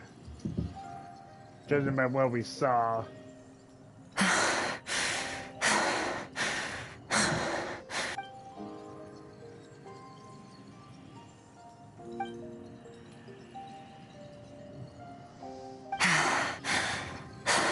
Quiet.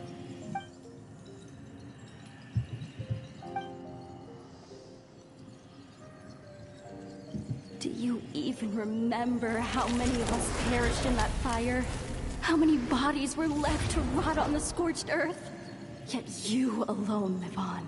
Keep your gaze fixed on your blade. You don't deserve to rest. Run, Skirk. Run! Only death awaits us here. Keep running, and don't ever look back.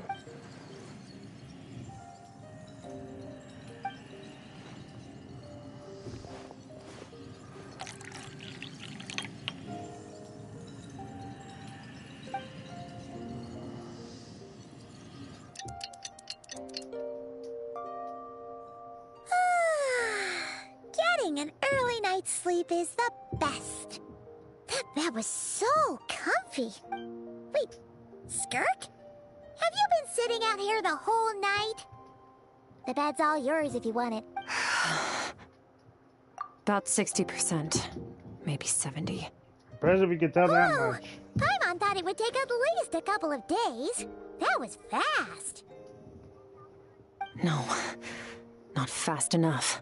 That's 20% less than last time. Same training regimen, same intensity. Nothing felt different, but somehow the outcome fell short. No, I think the problem's with me. I need to meditate for the next 2 days. Deep introspection should help me find the issue. Ooh, sounds intense. We'll watch over you in the meantime, then. Thanks. See you in 2 days. Skirk.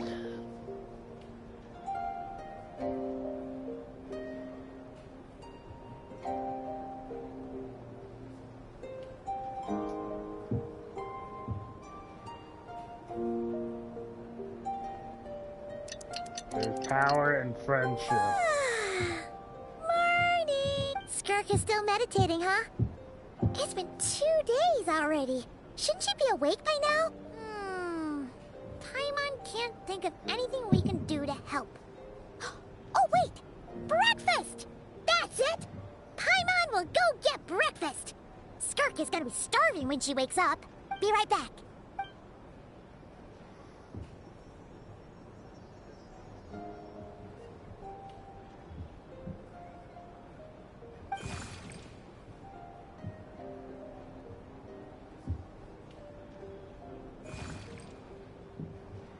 You again.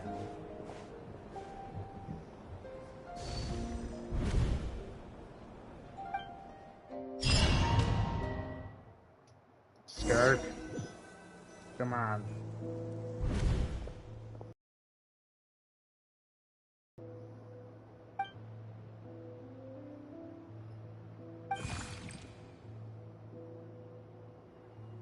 That's right. This is Skirk's inner world. Think of it as the threshold between the soul and dreams. This isn't your first time here, but what you remember is probably a space covered in darkness. I only managed to illuminate a small portion for you back then. Actually, it's my first time talking to someone like this. I only managed to break free and bring you here because the injury weakened her power. I guess that's why I can speak again to call it fate, if you want. I think that's the word they use in this world for lucky coincidences like this. Now, before I take you to her, I gotta ask. You're the first outside visitor to ever come here, so what's your impression of this place? Oh, you noticed. This river represents Skirk's strength. Strength accumulates over time. It is the summation of a person's lived experience. So this river is where all the fragments of Skirk's life should converge into a single stream of memories and emotions, flowing forward as one. But as you can see, this river has been severed numerous times. It's because Skirk doesn't like who she was in the past, and all she sees reflected in the river is a disgraceful shadow of who she was. She cuts through water and rock with the sword of reason, severs her connection with the past, and begins anew. You must learn to shut out all the pointless emotion, crush the self that makes you weak, and become master over your physical form. This isn't my first taste of failure or losing power. When you fall, you get back up again and become stronger. That's how it is.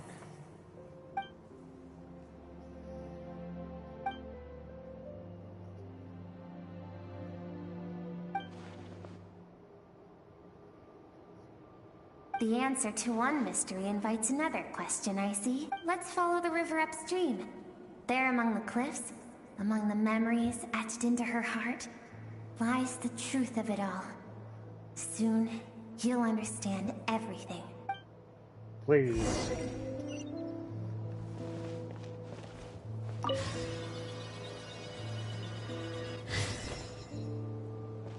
Thank you, little one.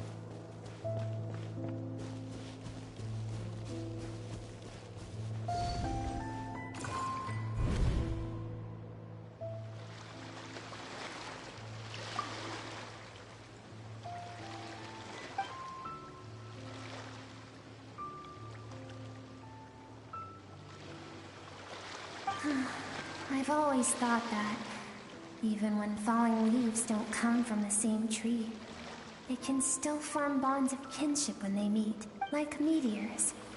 You both made a journey through the stars. Both travelers who have landed on a planet that is not your home.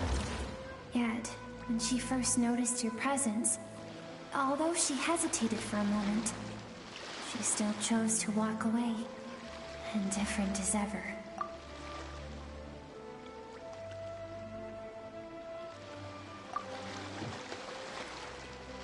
Whoa.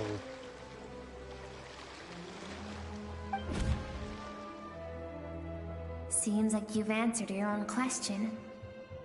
Skirk sees herself as a trespasser in this world. She's made a conscious choice to avoid altering its path. But the reason for that decision stems from events much earlier on in her life. Yeah?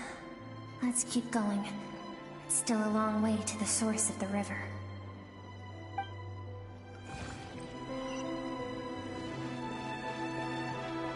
If we can reconnect these.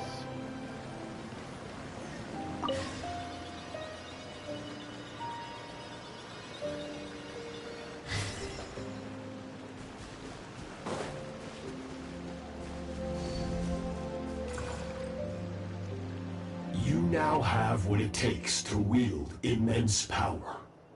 From this day forth, I shall teach you no more. No one can become a worthy warrior through imitation alone. I have given you fangs and claws. Now, you must learn to hunt. You wish me to travel the world beyond on my own, Master? Indeed. Make new friends. Embark on your own journey. And piece together a new future from the shattered remnants of your past. So he wants you to make We will friends. still have contact through the abyss. But know this.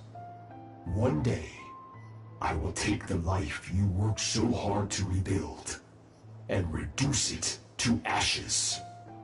Just like the fire that haunts your mind. That's why she doesn't want to get in connections. Why do you do that? I have told you before. Fear is the catalyst for human evolution. You have tasted loss. You have known fear so deep it can be felt in the bones. But as living beings, we all have an instinct to detach from that which harms us. And thus pain dampens over time. And the acrid taste of fear becomes but a distant memory. Yet now, I have bestowed upon you the gift of fear eternal.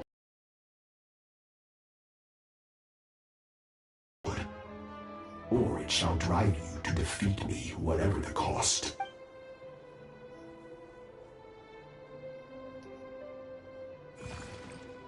That is what Skirk's master, the foul Sertologi, looked like at one point in time.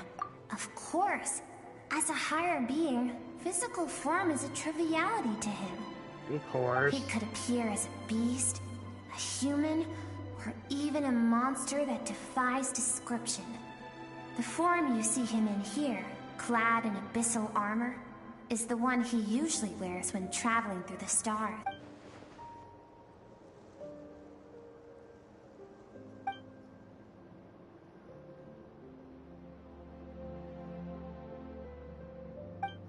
For certain reasons, I need to bridge the power gap between me and my master as quickly as possible.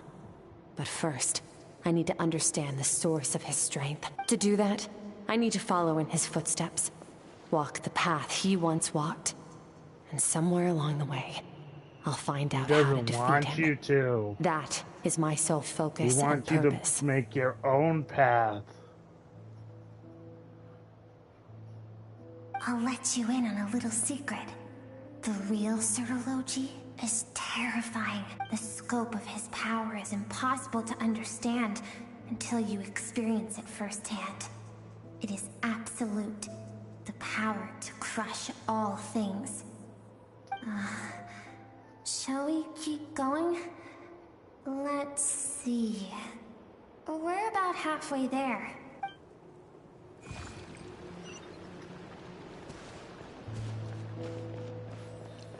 He wants her to make her own path, but Skirk's just too focused on that fear.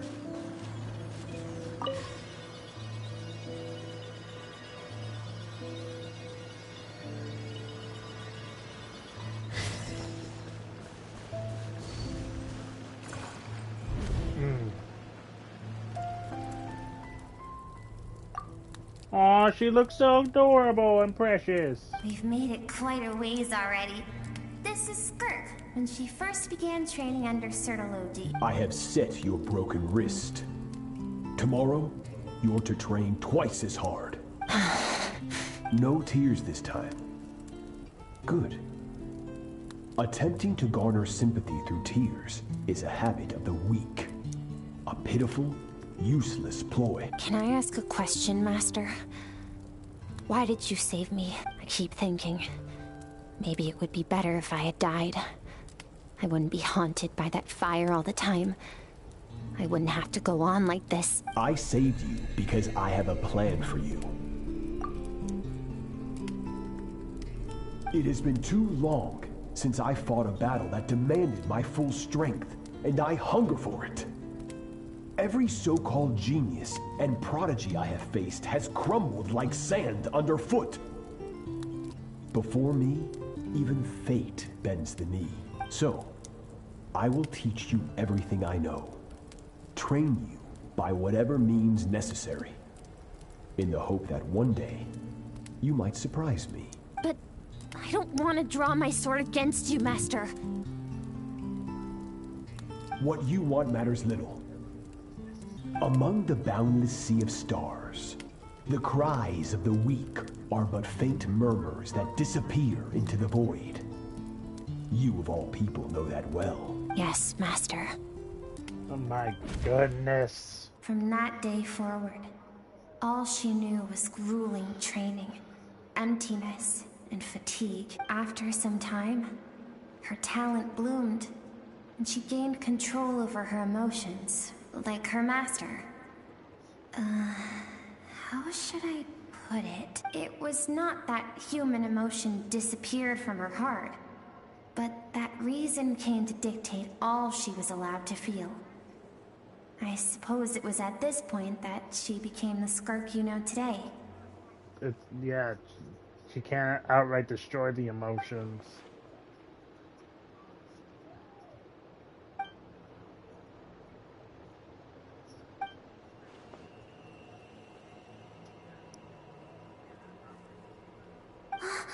We're nearly there. I almost don't want to reach the end. Well, shall we? This is the final stretch.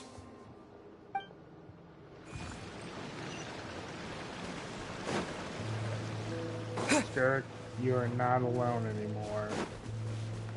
You have people.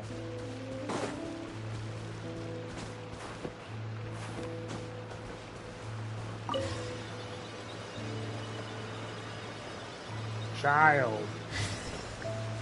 Me. Anyone you could possibly get to. These are Skirk's happiest memories. What a simple and carefree time it was.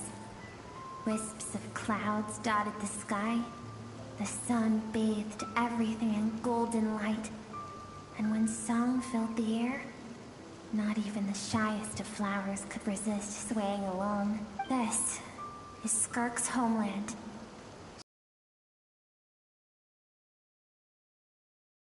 School to go exploring instead. There was so much to discover. The treasures at the bottom of the sea. The secrets beyond the stars. And that merchant ship packed with adults wearing those strange clothes. Yes, the ship. That was the beginning of the end. It was a spaceship. When it arrived, the people that disembarked wore smiles on their faces and spoke of friendship.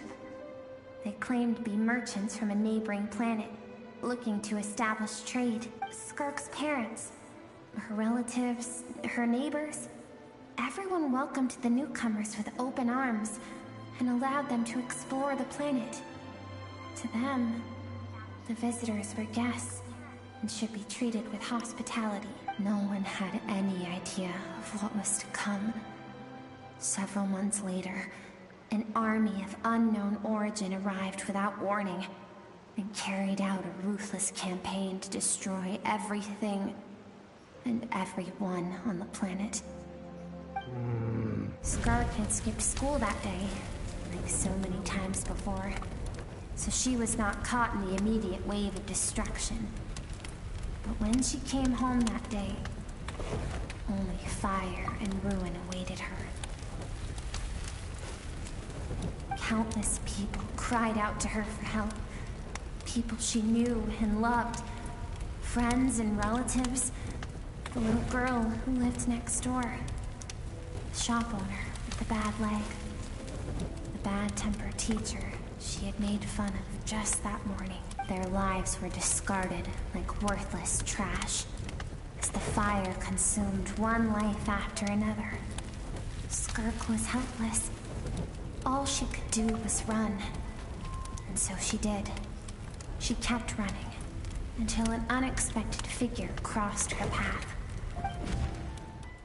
Sertologi. If Sertologi hadn't been there in that moment, the fire would have claimed her life too.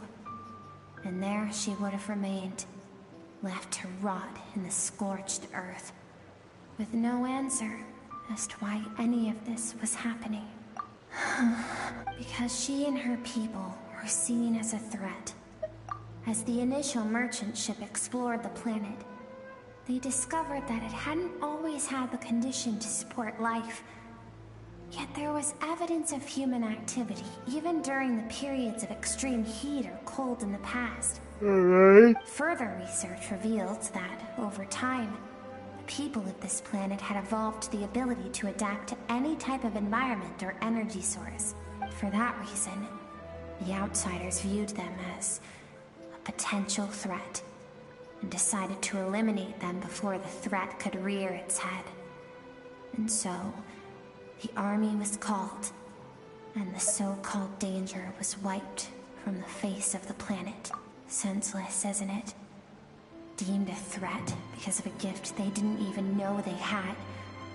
Perhaps it was their own innocence and kindness that doomed them. But in the end, that was lost to the blaze as well. If those with power get to decide good and evil, then all you can trust in is the sword in your hand.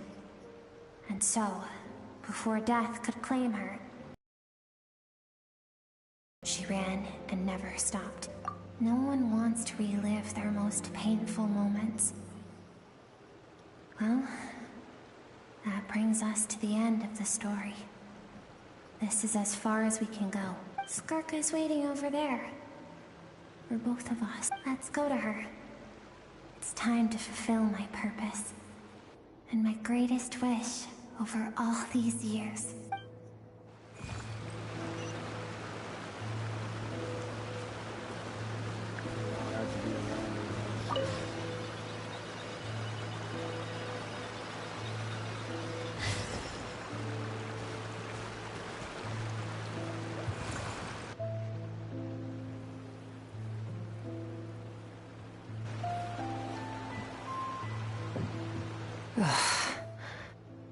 So all this, just so you could bring him here.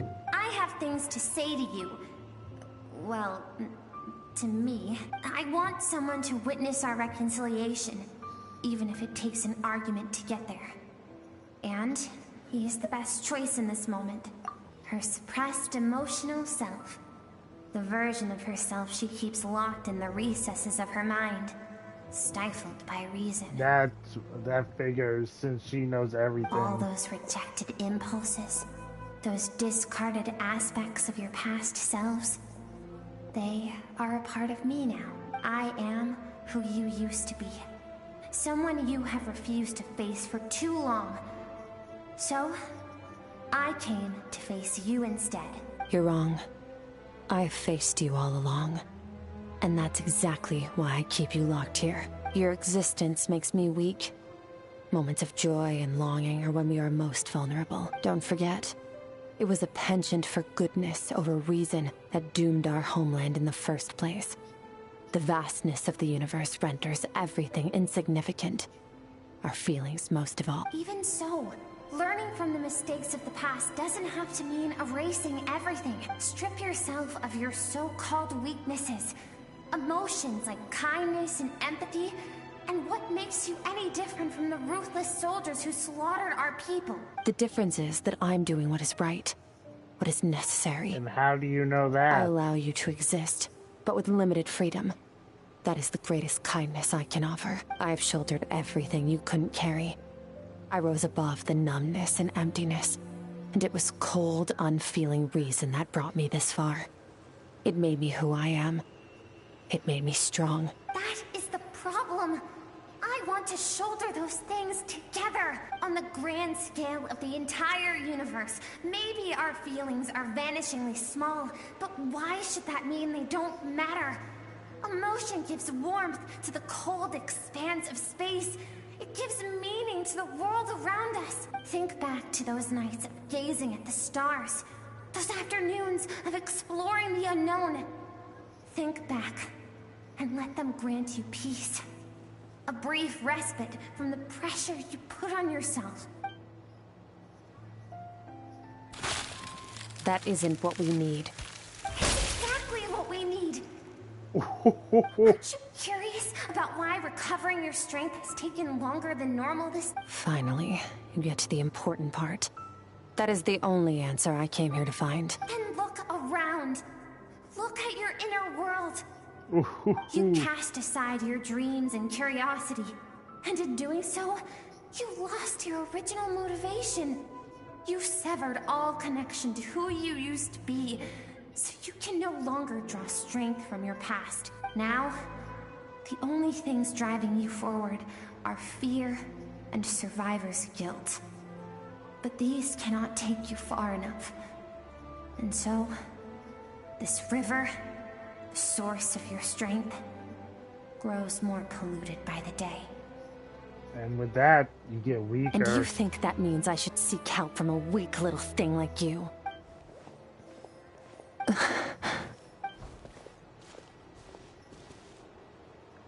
Thank you for saying that.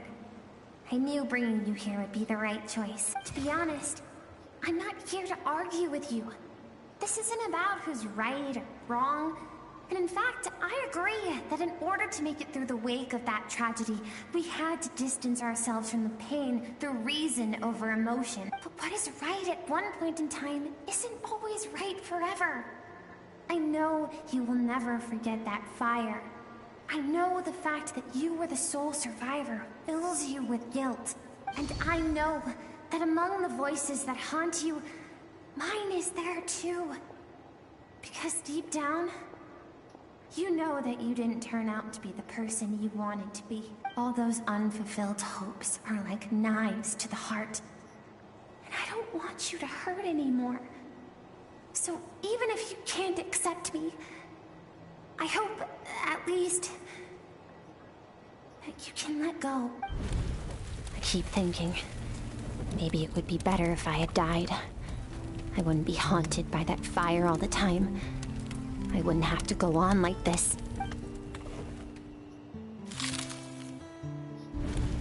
Your dad and I, we're not afraid to stare death in the face, but we need you to survive.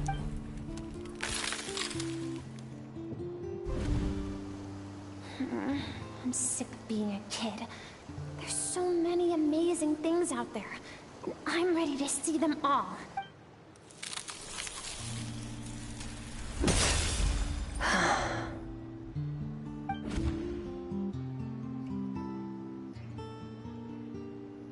I remember. There was a song Mom and Dad always sang when we went out to fetch water. Dancing water. The sand along your path is begging for your song and movement. Will you carry this burden with you on your journey? I am not the dancing water, and you are not the burdensome sand. But if this is your wish, then I will carry you with me until the end. Thank you. I should be thanking you.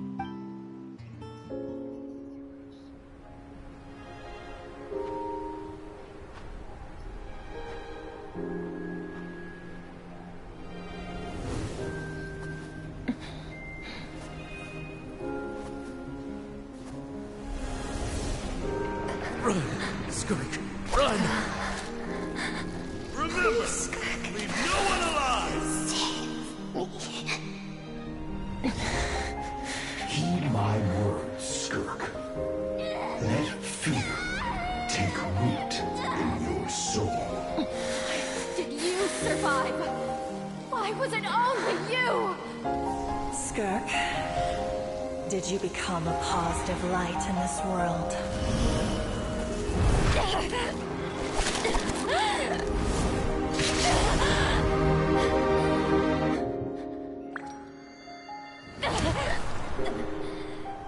Hey, this doesn't have to be the end.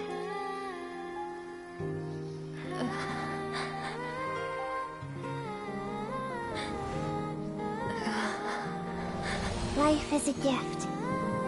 Don't let darkness claim it.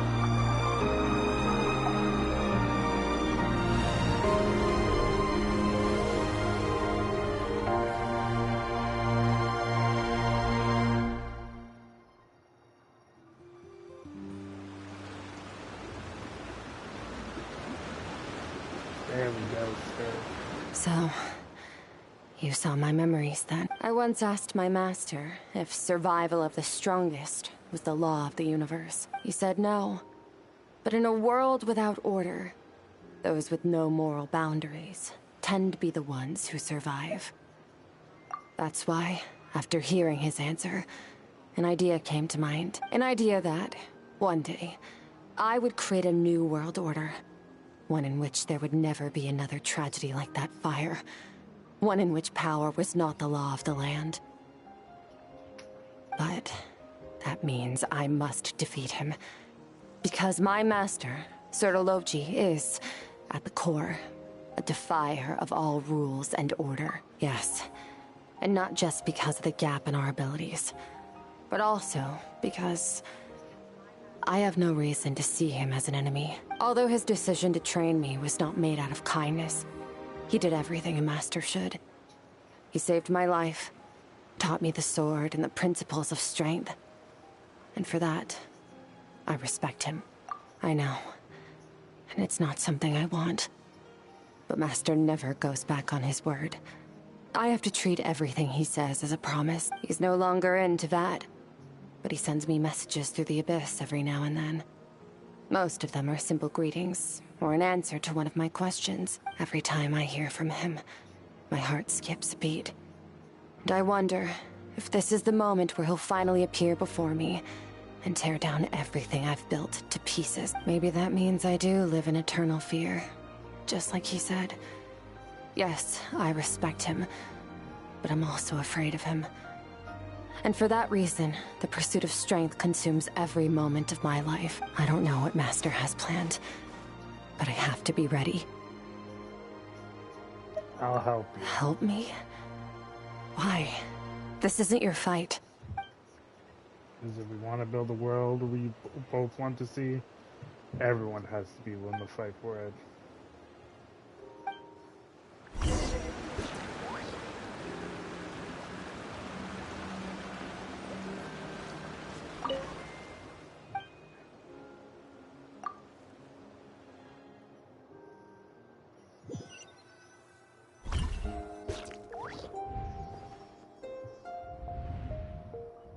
Oh, you're finally awake! Honestly, Paimon was gone for like 2 seconds and then she comes back and finds you both unconscious? Oh, you scared Paimon half to death! Yeah, sorry. You're both okay, right? What does it look like? Only water from the source can cleanse the rot and filth that flows from the past into the future. I taught you to incorporate the experiences from your journey into how you fight. I suppose what happened today will become an inseparable part of who I am. Okay, so Paimon feels like she's missing some important context. But whatever. Paimon brought back tons of delicious snacks! Let's dig in! All right. It's about time we finished what we started. We're gonna deal with this thief for good, right? This time, I'm not going to tell you to hold back. But having digested even more power in the meantime, he's going to be tougher than before. The good news is, we have no reason to pull our punches this time. So, let's go. Same place as last time. Let's do it.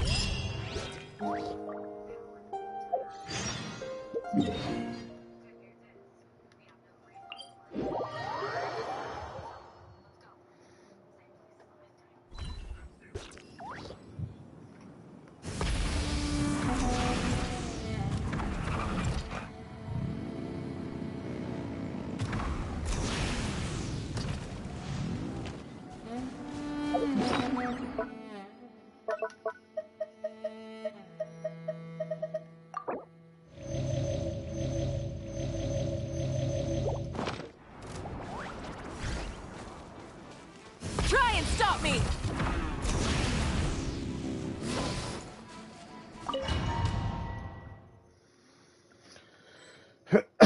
Ah.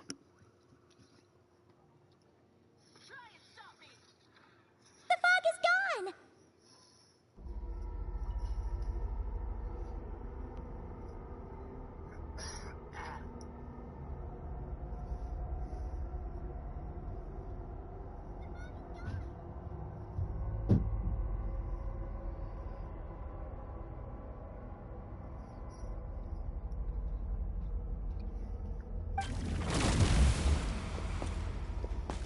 Wait, isn't that the form the all-devouring narwhal changed into?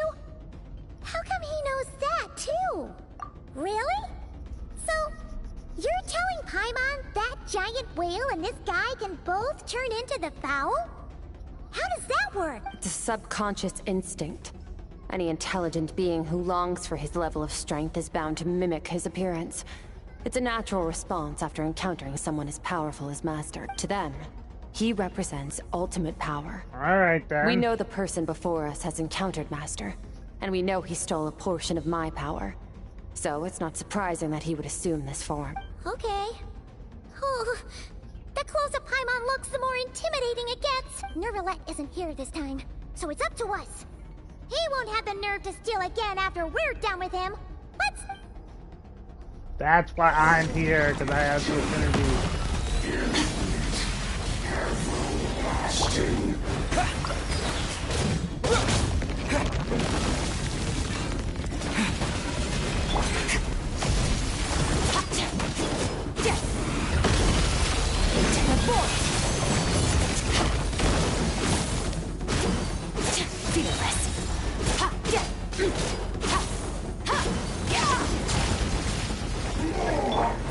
Haven't forgotten your training, I hope.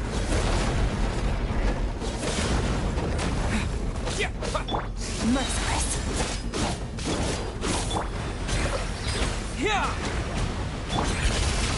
Take this!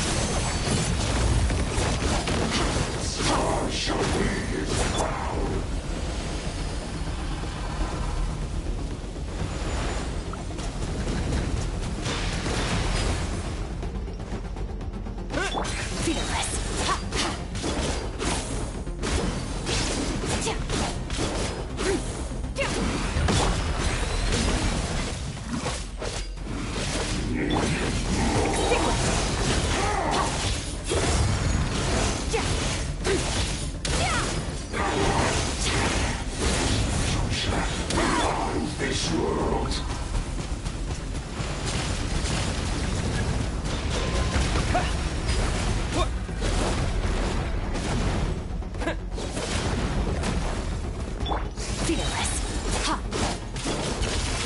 Take this!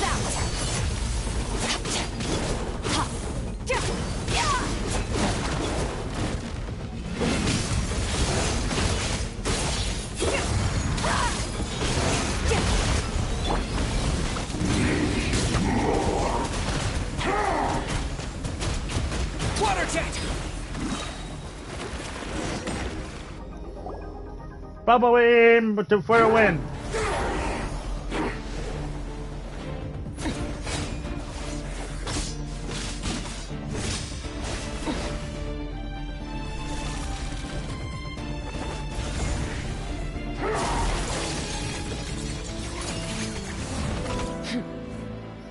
Haven't had enough of my power.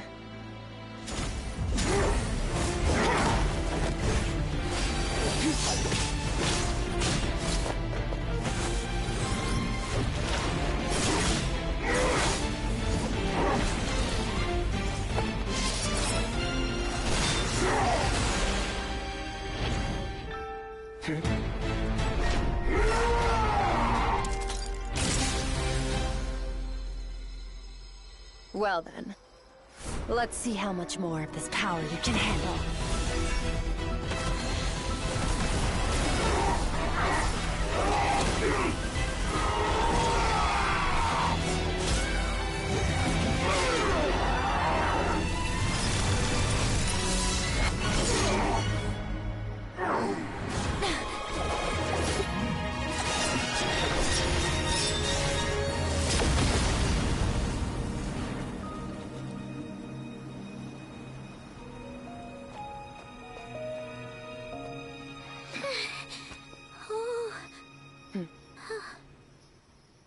That was awesome!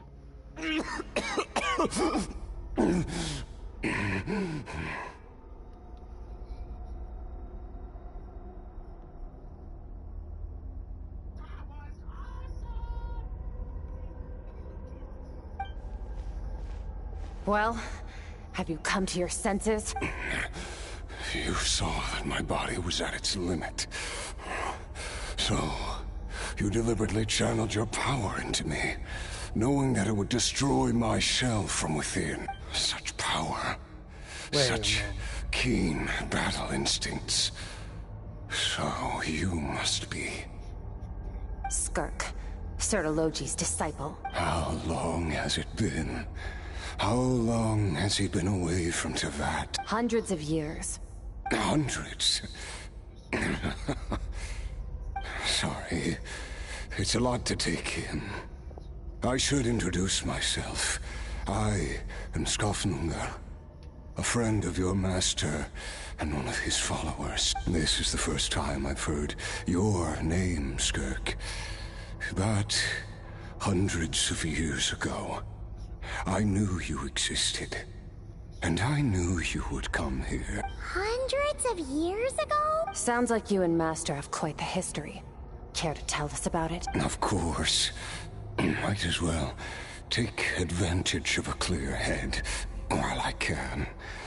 The story starts a long, long time ago. I was born into a noble family in Conria. As the eldest son, I was set to inherit our title. But I contracted an incurable illness as a child, and everyone gave up on me. Wow. I trained the sword harder than anyone else, defeated all of my peers. But it was all in vain. When other people looked at me, all I saw in their eyes was pity, or a strange glee in my misfortune. Even my parents were just waiting for me to die. Jeez. Over time, my heart hardened, and I became aimless. That was the point where I met your master, Sertologi. We were similar in age, but different in background. He was born in prison, the son of criminals who had been sentenced to death. He spent his childhood wandering the streets, facing more criticism than the literary works in the Universitas Magistrorum. Yet, he always wore a smile on his face, as if kindness and malice were one and the same, and he could not see the difference. I still remember what he said to me when we first met. You need to fight to survive. Even if it's a losing battle, it should light a fire under you. How can you sit back like this and go down without a fight? That does sound like something he would say. Wow. He was the first to acknowledge that I was worth something, and he inspired me to keep going. When we sparred together, it was the first time I'd actually felt the thrill of combat. When I was 10, he stole forbidden research materials and managed to cure my illness. It was like there was nothing in this world he couldn't accomplish. When it came to the human form, he was always intent on pushing the boundaries of possibility. Wow. But somewhere along the way, I fell behind. My talents were nothing compared to his. And at some point, I realized he had pulled so far ahead, I was too embarrassed to even ask him to spar. After his grand endeavor was successful, he sought me out and said to me, "This planet no longer holds anything of interest to me, so I'm leaving. But first, I have an offer.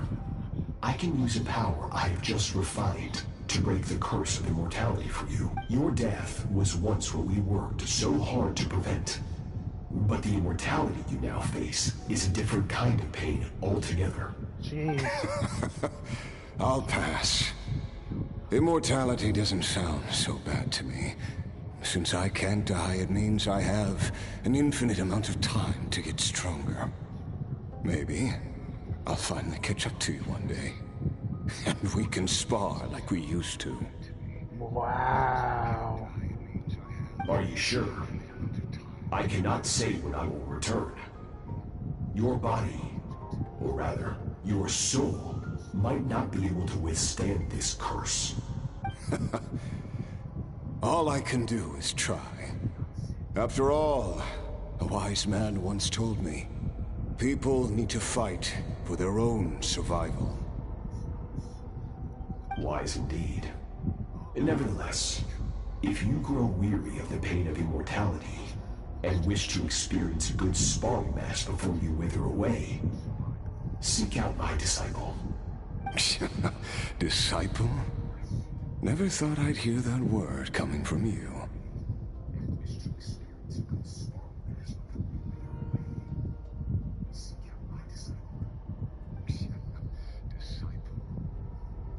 Nor I.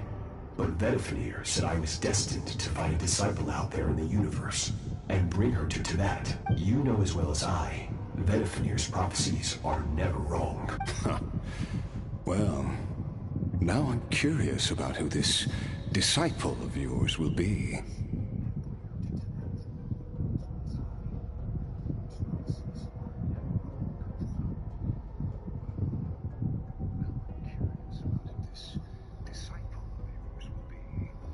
All Vedifenir said was that one day, the stars shall bow in her honor. Sounds pretty impressive. Of course. Only the most outstanding people would have the right to become my disciple. Still self-assured as ever, I see. But you're not wrong. I'll be leaving then. Oh, and if you are serious about getting stronger, I left you a little gift in the primordial sea. As I've said before, walk whatever path you want. Freedom means even the wicked get to make their own choices. Waiting for me in the primordial sea was the all-devouring narwhal, already beaten into submission by Sertologi. In its weakened state, I was able to cut off part of its flesh and sew it into my own heart. Your heart? That sounds like torture. How did you even survive that? Jeez. Because, of course, I bear the curse of immortality. So, you used the curse to turn yourself into a vessel for power. Even with that whale's ability, devouring power like that is not something the human body can withstand. With your body and soul constantly at the breaking point, it was the curse of immortality that sustained you, but that is not the path to strength. You have to pour your heart into it, work for it, dream of it. Instead, you stole something that didn't belong to you, and it backfired. You're right. I should have known better, but I had already pushed myself to my limits, and he was still miles ahead of me. So I had to take a leap of faith. I miss your master. I miss the days when we were all together, troublemakers without a home. I don't regret the choice I made. But if you'll allow it, I do want to apologize. To both of you. After the beating we just gave you, I think we can call it even. You're an interesting one as well. Sertologi's disciple. That's a lot to live up to. It can't have been an easy experience. I know what he's like. He rules with an iron fist, using despair and fear to force you to catch up to him. All the while, standing ever out of reach. We're like mountain climbers in the dark, never knowing how much higher we have to climb, or when we will see the sun again. True. But I made up my mind long ago. No matter how dark it gets, I will not give in to despair. I will overcome it.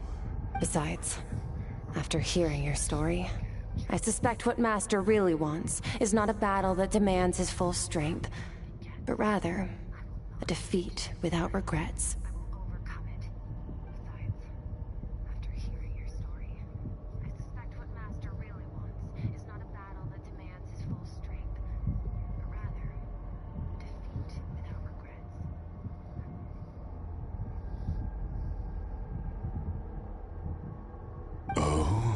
Since you're his friend, you must have some things in common. First time we came here, when you stabbed me through the fog and stole my power, I felt no emotion coming from that spike. But when you had to devote all your strength fighting me just now, I could feel joy and passion emanating from your blade. It was the joy of a researcher discovering the truth of the world. The joy of an artist uncovering a temple of wonders. Interesting. I'm certain I didn't express those emotions outright. Yet you were able to read them from my blade. Like a glimpse into my inner world. You're right. That battle brought me an unbridled sense of joy. And my defeat brings me no regret whatsoever. Exactly. I think Master also craves a battle like that. One where his opponent forces him to use all his strength, unlock the extent of his potential, and transcend his own limits. A battle to end all battles. After which, all can come to an end. Including, perhaps, his life. For that very reason, good and evil are meaningless to him. He has one purpose, one goal. To complete himself. It's one of the secrets to his strength. Perhaps you're right. Perhaps that is his goal. What a battle that would be.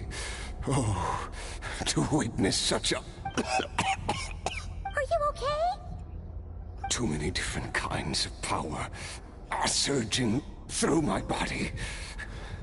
The curse of immortality allows it all to coexist, but it does not remove the pain.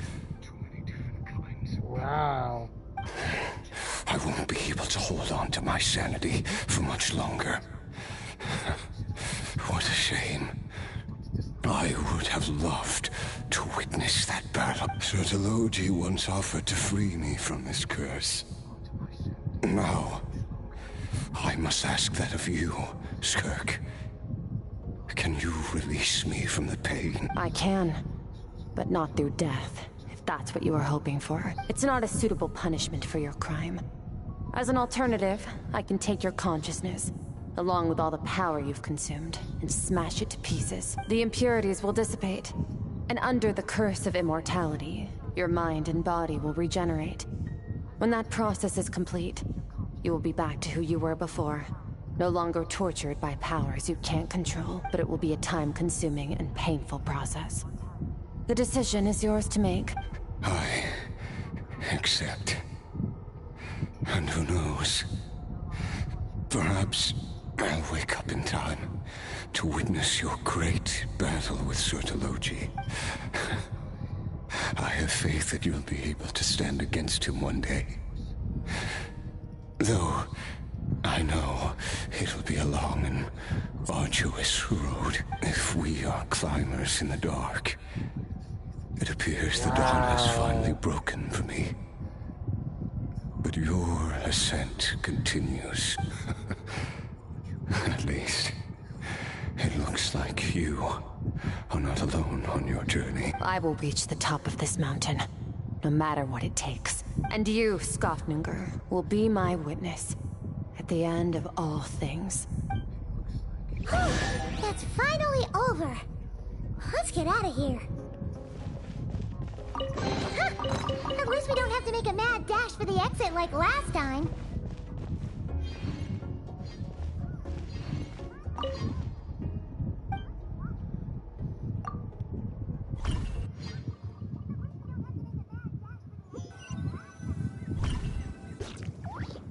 We did it! Ah, it's only been a few days, but it feels like forever. Once again, we've proved there's nothing we can't overcome. We're just that awesome. Wow, You sound even more confident than usual. Guess you really have become stronger. Today sure went by fast. It's night already. Oh wait, that reminds Paimon. The stars you mentioned, the ones that died out, are they back now? Yes. The power Skafnungur stole has been returned. So, the stars have regained their light. Great! Huh, it's crazy that you even noticed their light was gone. There are so many stars in the sky. If a few disappeared, Paimon definitely wouldn't be able to tell. I suppose it's because I have gazed upon this sky for centuries. The false stars, hanging in the meticulously planned sky, glittering with rotten light. It's not real. And yet, it is for that very reason that I can look upon it and enjoy the momentary peace it brings. Even the most beautiful of bubbles has to burst. We will return to the real universe one day, whether of our own volition or not. Time marches ever forward. Even the innocent and naive will taste life's bitterness. Yet through hardship, we grow until we learn to seize the sands of time for ourselves and uncover our true strength. Though we gaze upon a false sky, its vastness and majesty is palpable. One can only wonder, what is it going to take for kindness to reign supreme in the vast expanse of the universe? Ugh, this is all going over Paimon's head. But if she knows one thing, it's that the Traveler always finds a way. Ever since we met, he has filled Paimon's days with happiness. No matter how tough things get, he always finds a way to make it better. If it's too big a job for one person, then we'll do it with two. And if two's still not enough, then three. We've met so many amazing friends and accomplished so many amazing things. As long as we don't give up, we can make any wish come true. I suppose when it comes to you, anything is possible. Well, I should be going. Now that my power is no longer isolated from my emotions, I need more practice to get used to it. I suppose fate will decide. Maybe we'll bump into each other on the street. Or maybe we'll reunite on a different planet entirely. Regardless, reunions and partings are but passing moments. More than anything, I hope that at the end of this journey, wherever it takes us, we stand in a world reborn. One without war, pain, or forced partings. One where new life can bloom, even where there was once nothing but scorched earth. For this, we must all work to become stronger. If that's what you want to call me, I won't object. Goodbye. Bye!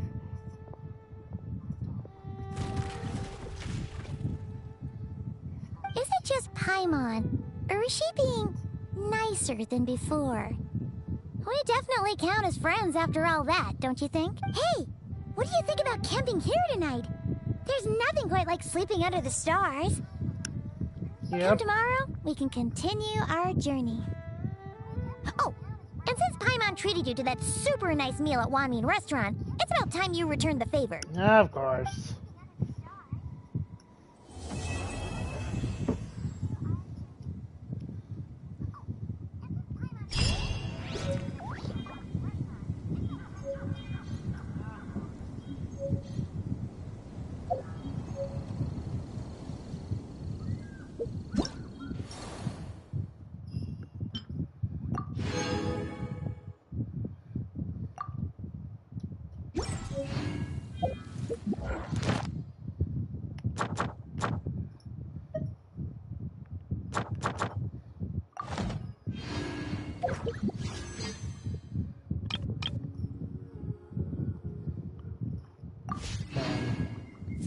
I hope all your mentals enjoyed. Like, comment, subscribe down below. And next time, let's reach for the stars.